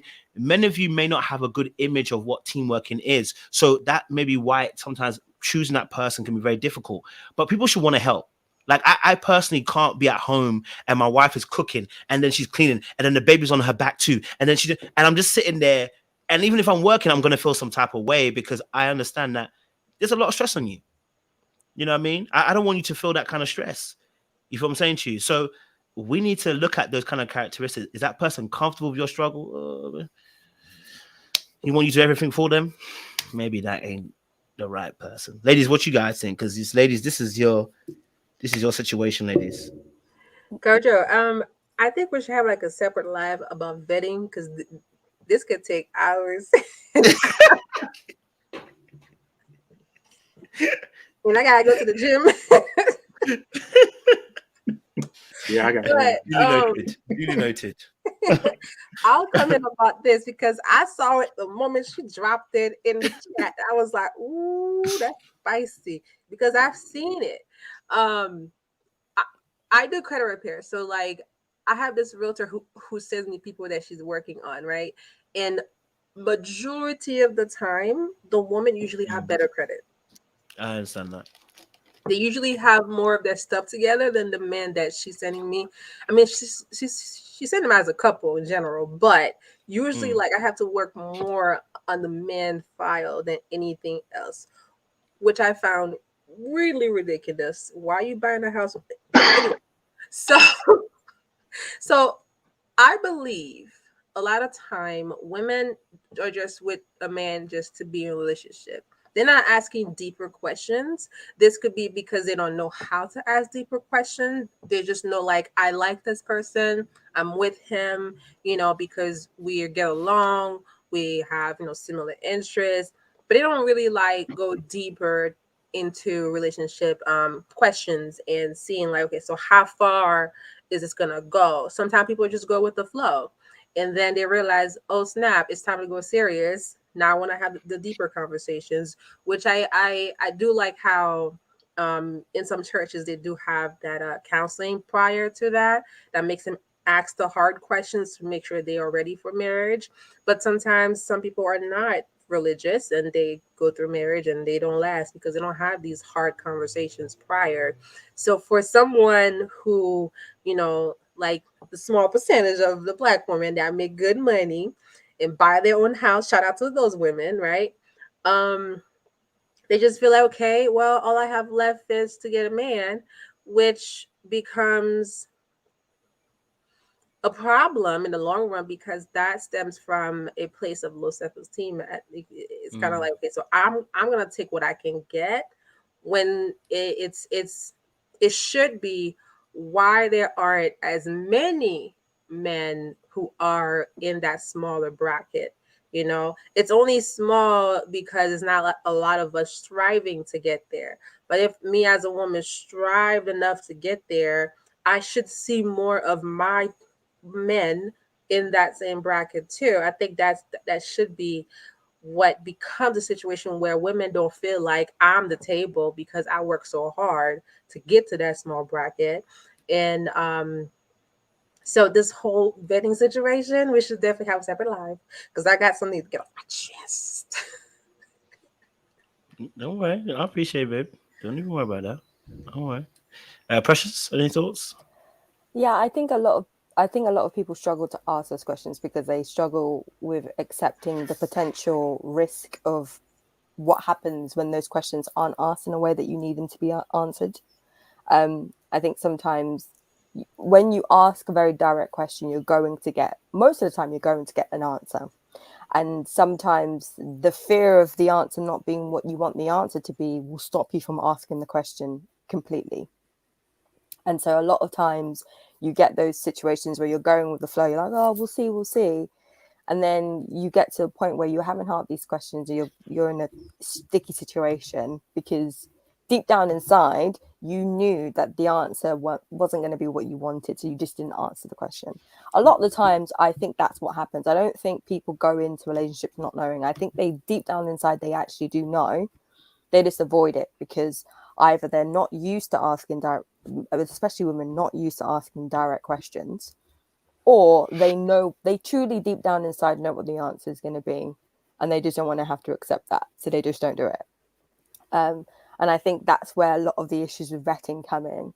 And I honestly, I think even with vetting is not that difficult. I think people make it difficult.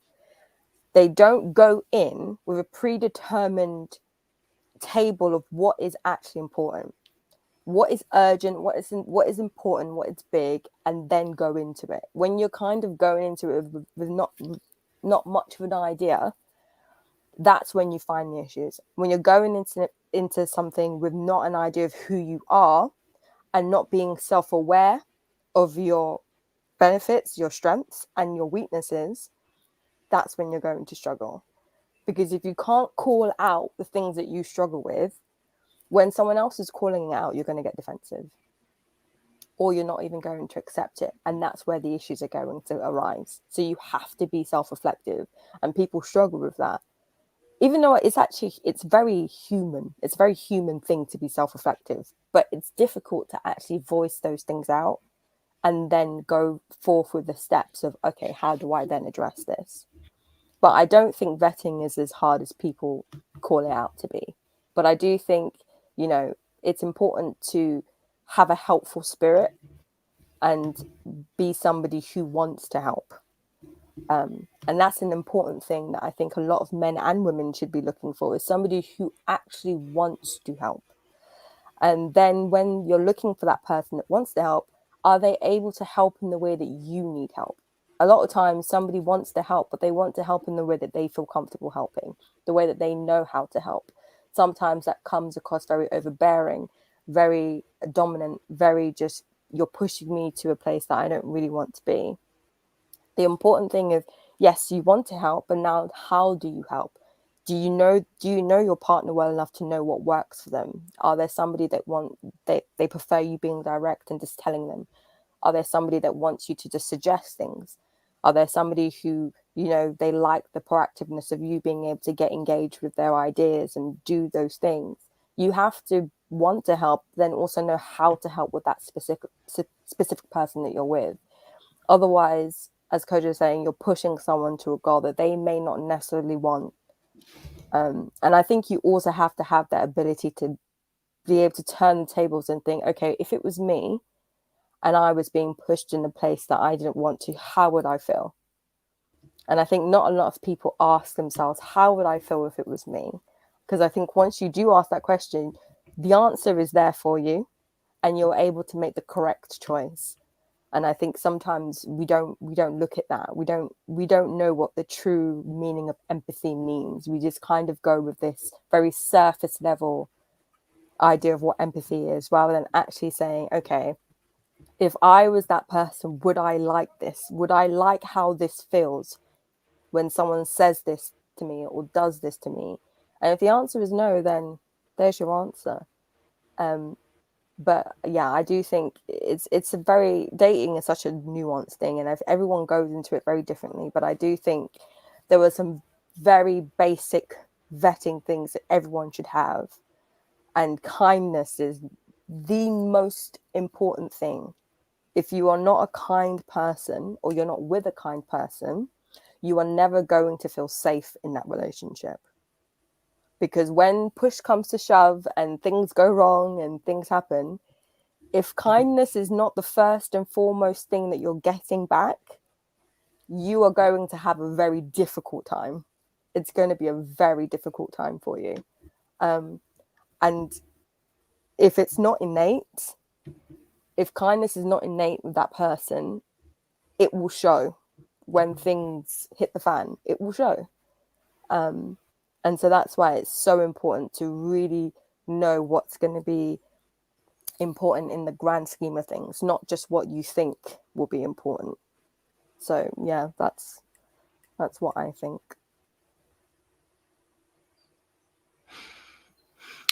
Two Geeks, what's your thoughts on this? And then we'll give you the final word on this. Not a lot, because I mean, it was pretty much said already. Again, it's just going to come down. You have to have, first of all, start off with your mind and your thoughts. A lot of things I don't think people take seriously. How you think about yourself is how you're going to produce in life. And if you're also not honest with yourself, and I'm not saying these things are easy. Again, I have to apply this every day to myself. It is an ongoing work. It is an ongoing process that I have to do. It does become more manageable. I'm not going to use the word easy, but when you make it a habit, it's more manageable for you to get through the stuff I'm talking about. So you have to make those things a habit. And one of the sayings I have is treat the relationship like you plan for the wedding. Weddings, details, everything is talked about. How far apart you want the fork from the knife. But you sit up there and say, oh, love is enough for our relationship. We'll get through it. You got to have more than love is enough. So again, it just goes back to, be honest with yourself. Know the difference between building and raising. Take your time. Again, let's go back to courting. Let's go back to getting to know a person. A lot of people, whatever the age range is, they're not doing that anymore. People are marrying people they really don't know. I remember when the pandemic came out, and there's so many, seemed like just hearing about it, married couples that were struggling. And I had said to a friend, well, didn't these people get to know each other? And her response was like, no, they probably didn't. So get to know, take your time, get to know a person, but also get to know yourself. And really, that's all I got to say. Appreciate 2 Geeks. No, I appreciate Precious, Ludwin, and 2 Geeks as well joining, having this conversation. I think, again, we've shown how civilized discourse can be had between both sexes. And I think this is a good lesson for both men and for women. When conversations are approached in good faith, the conversation flows easier and people can actually hear where each individual is coming from, right? So even from a relationship standpoint, if anybody is in a relationship, you can take something from this conversation, whether you agreed with it or you disagreed, it's not really important. What you will see is that you can have civilized discussions, and that means we can agree, we can disagree, no one's fighting at the end of it. But we might see things differently. We might have different ideas of how we see things. But I definitely feel like, this is gonna, open up a more conversation. We actually have got a live today. So the live was actually meant to be on this actual topic, and I got sucked in. Okay. So maybe tonight we can do a vetting conversation. I can lead on to a vetting conversation for tonight then, about how to vet both men and women as well, what things we should be looking out for when we're looking for the ideal partner as well. I think the basic foundational aspects in terms of characteristics could be a good conversation for tonight as well. So if you didn't get to speak on the panel, ladies and gents, in the chat, then tonight is another opportunity to come and have more conversation. I believe we're doing that at 8 p.m. EST, Tuesday tonight. Yeah, 8 p.m. EST. So that's 7 p.m. CST if you're on Central Time, which means it's 12 o'clock for you, Precious. It's 12 o'clock, not 12 o'clock? It's 1. I lie. It's 1 a.m. It's 1 a.m. I apologize. It's 1 a.m. Yeah, for the UK people then. Don't worry, we have our Wednesday nights, Precious. Wednesday nights, we have our times, you know what I mean? For the UK people then. So, these conversations are important. I do appreciate the ladies in the chat sharing different perspectives, because even though I may be thinking I know everything, I don't. I really don't. And when you guys do push back, I am reading the chat and I'm reading responses, and I am taking it in at the same time. So, it does help to have you guys push back and give a different response to what I think I know. And so it just helps with a more rounded viewpoint as well. So I appreciate you all for sharing as well. Just read out some super chats because Godson put out, he says, I'm a black man. I'm sick of black women calling blue collar men useless. He tired, okay? He said he's tired of y'all dogging his people, okay? A majority of non-black men in America make six figures.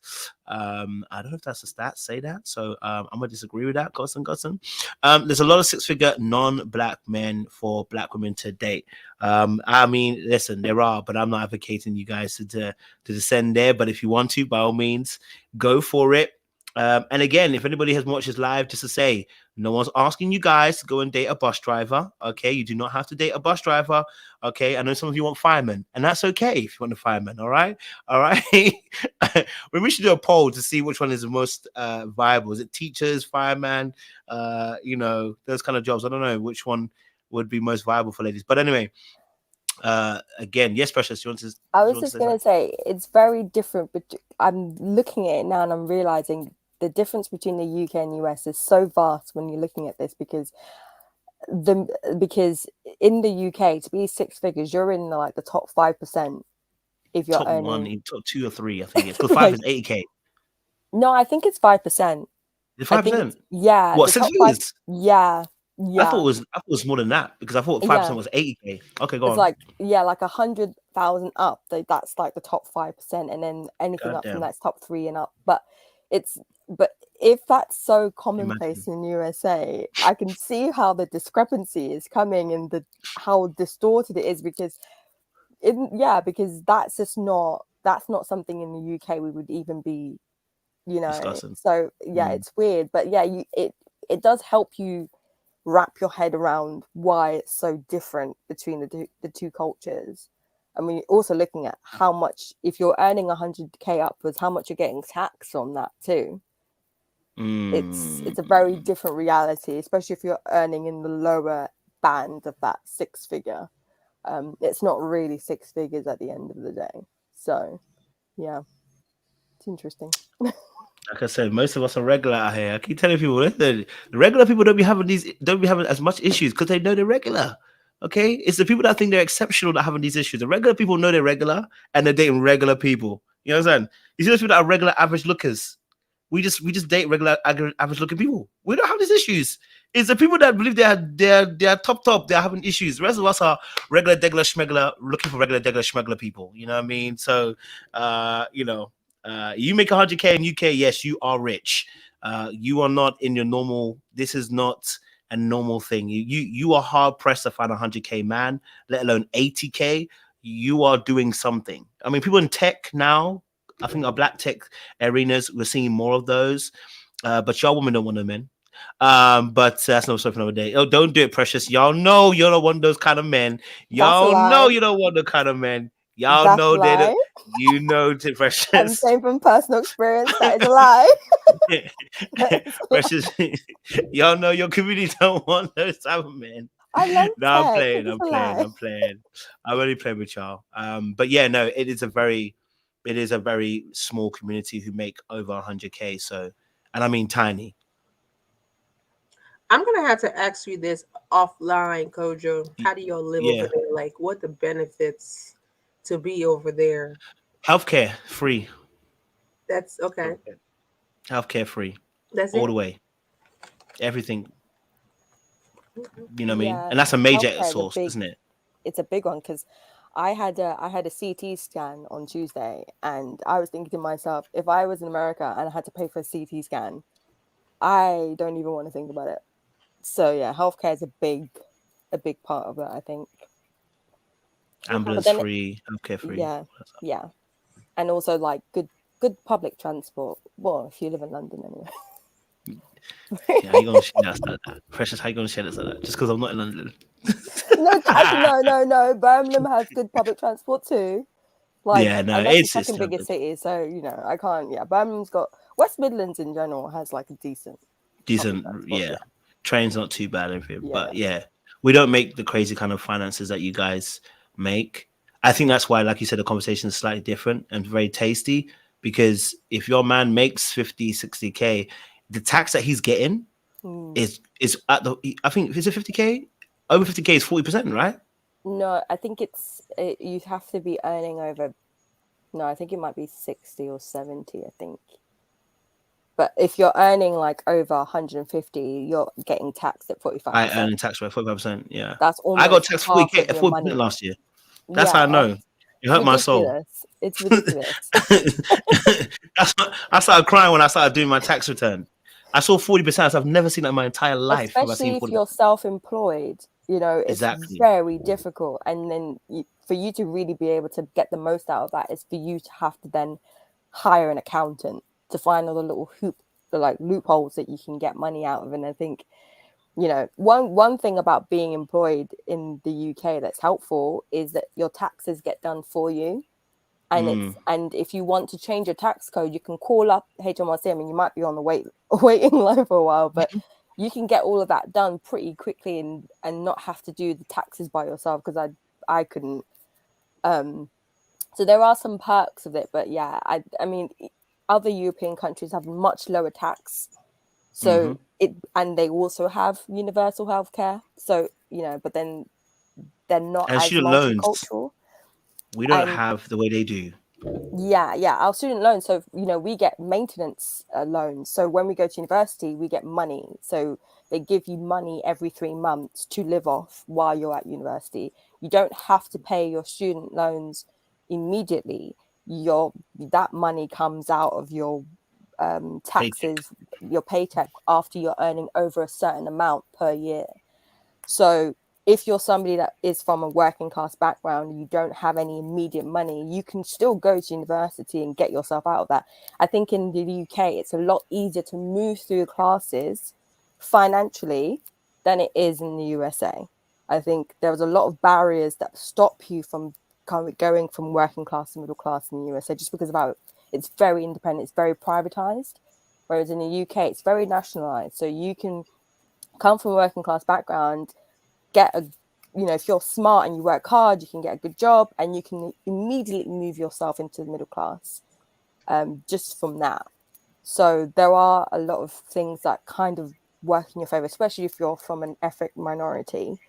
But a university in the UK, it's 9,000 a year, so £9,000 a year, and that is like what, 1/4 of how much you'd probably have to pay for university in USA. So like my entire I have a bachelor's degree and a master's degree, so altogether that's like 30 something thousand. That's 1 year in some universities in the USA. So I think there are some benefits because the cost of living is much lower in Europe, but then also as a result the earning potential is lower as well.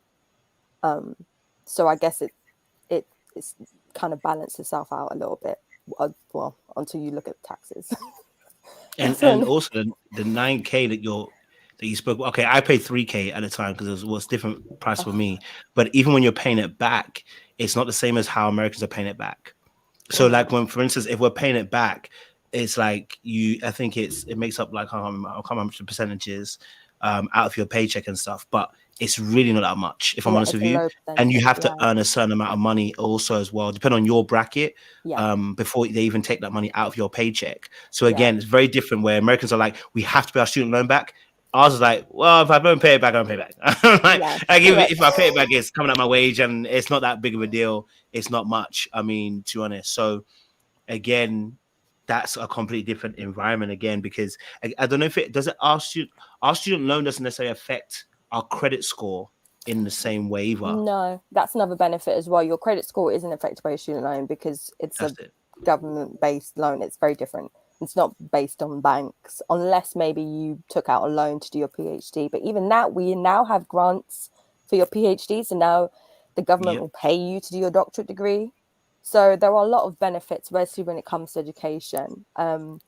But yeah, it doesn't affect our credit score. So you can go and buy a house, because I guess the idea is that they want you to pay it back as quickly as possible.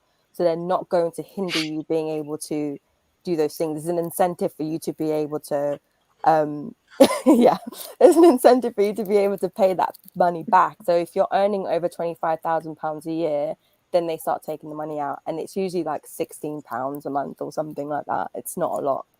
So there are definitely benefits. It's just that unfortunately we're not, unless you are working in corporate and you're working in tech, you're probably not going to earn. Actually, no, do you know what? That's a lie. That's a lie. Because there are, for example, some clinical psychologists who are in band 9 in NHS. They're earning about 100k, maybe like 70 to 100k. So there are some jobs that are a bit, non-corporate that you will be earning quite a lot of money in. But even then,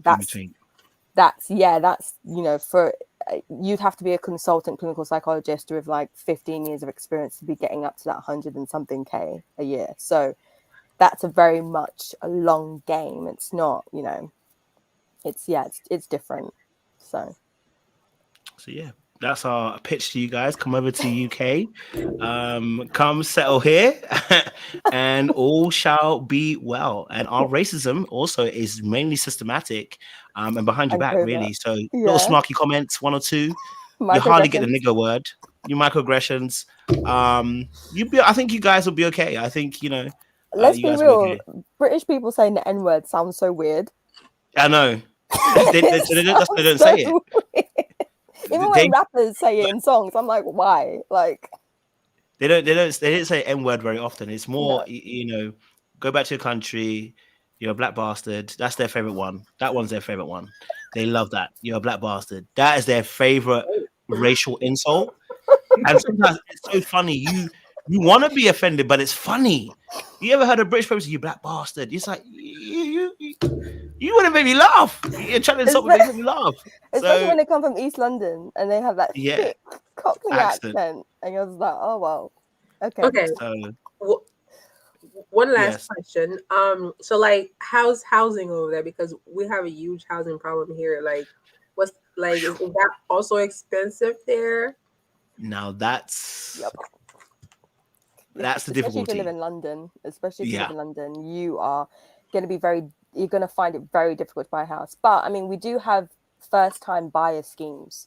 So we have government-funded schemes that help people who want to buy a house and they can't afford it. Like we have this thing called just shared ownership, where you can buy a percentage share in the price of the entire house, and then you pay like rent on it. And then as you're saving, you can then start buying more percentages of that house until you eventually own the entire thing. We used to have a thing called Help to Buy, which was that you have a special bank account and you put like £200 in it every month. And then the government gives you like a percentage of money back every like couple of months or every year or something. And then when you get to a certain point, you can apply for a loan where the government gives you 40% of how much the house you want to buy is. And then you apply for your mortgage, and then you sort of start paying the interest of that for 5 years, and then you pay the mortgage after that, so that you're able to buy a house. But those schemes are kind of being pulled back a bit, and especially if you're trying to buy a house in London, like a one-bed apartment, which isn't very big, would cost like £420,000 for a one-bed apartment. So if you're looking for something that's to help you understand, something like buying an apartment in New York would be along the same lines of trying to buy an apartment in London. It's very expensive. And the further outside of London you get, the more affordable it is. But because a lot of Londoners are doing that, those house prices are now also going up. So it's a very difficult ecosystem. But yeah, we're having the same issues. There's not enough housing for the people that need housing. And then when you take into consideration that we'll also have immigration, so there's more people in the country, not enough housing, prices are going up, inflation, cost of living. It's a bit of a nightmare. But we have free healthcare, so that's one thing that will help. And it's such an important thing, because when you are struggling with your health and also your bills, it's a very difficult thing. So but it depends, because I know there's some people who have corporate jobs, they have private healthcare with their job pays for their healthcare, their health insurance. So not everyone utilizes the NHS. Some people do have their own healthcare and stuff. But yeah, we're also having issues with property as well. But there are options, but you do definitely need help. You wouldn't be able to, unless you have a good corporate job, you're probably not going to save enough money to get a deposit on your own house. You're probably going to need help from your parents as well. Or you can have an ISA account, which is where the government gives you money for saving, which is useful. I'm learning a lot. Don't worry, we're gonna have one of those conversations where we do the interchange between the two. Because I think that it'll be interesting to get perspectives. Yeah. Precious broke it down for you guys because it's good. It's got its positives and it's got things. You know what I mean? If you earn money anywhere, you're gonna be okay. But if somewhere like New York or London, if you don't earn money, you're gonna struggle a little bit. You know what I mean? So, yeah. So, all right, listen, audience, we're gonna go because it's time. I've gone, of my time limit. But appreciate you guys for turning up. We'll be here later on tonight, 8 p.m. EST, talking about, well, I guess vetting the opposite sex. So y'all let us there. So we're here now. So we're gonna talk about it. But I appreciate you guys turning up and showing out. We're gonna see you guys a little bit later on. In the evening. Much love and much appreciation. Hey, Iyanla has been done so much already. Let her do. Not on my watch. Not on my watch. That's right. Okay, that's right. Not on her watch. Okay, some of you need to work together. Okay, our accounts are not looking good without each other. Okay, teamwork make the dream work.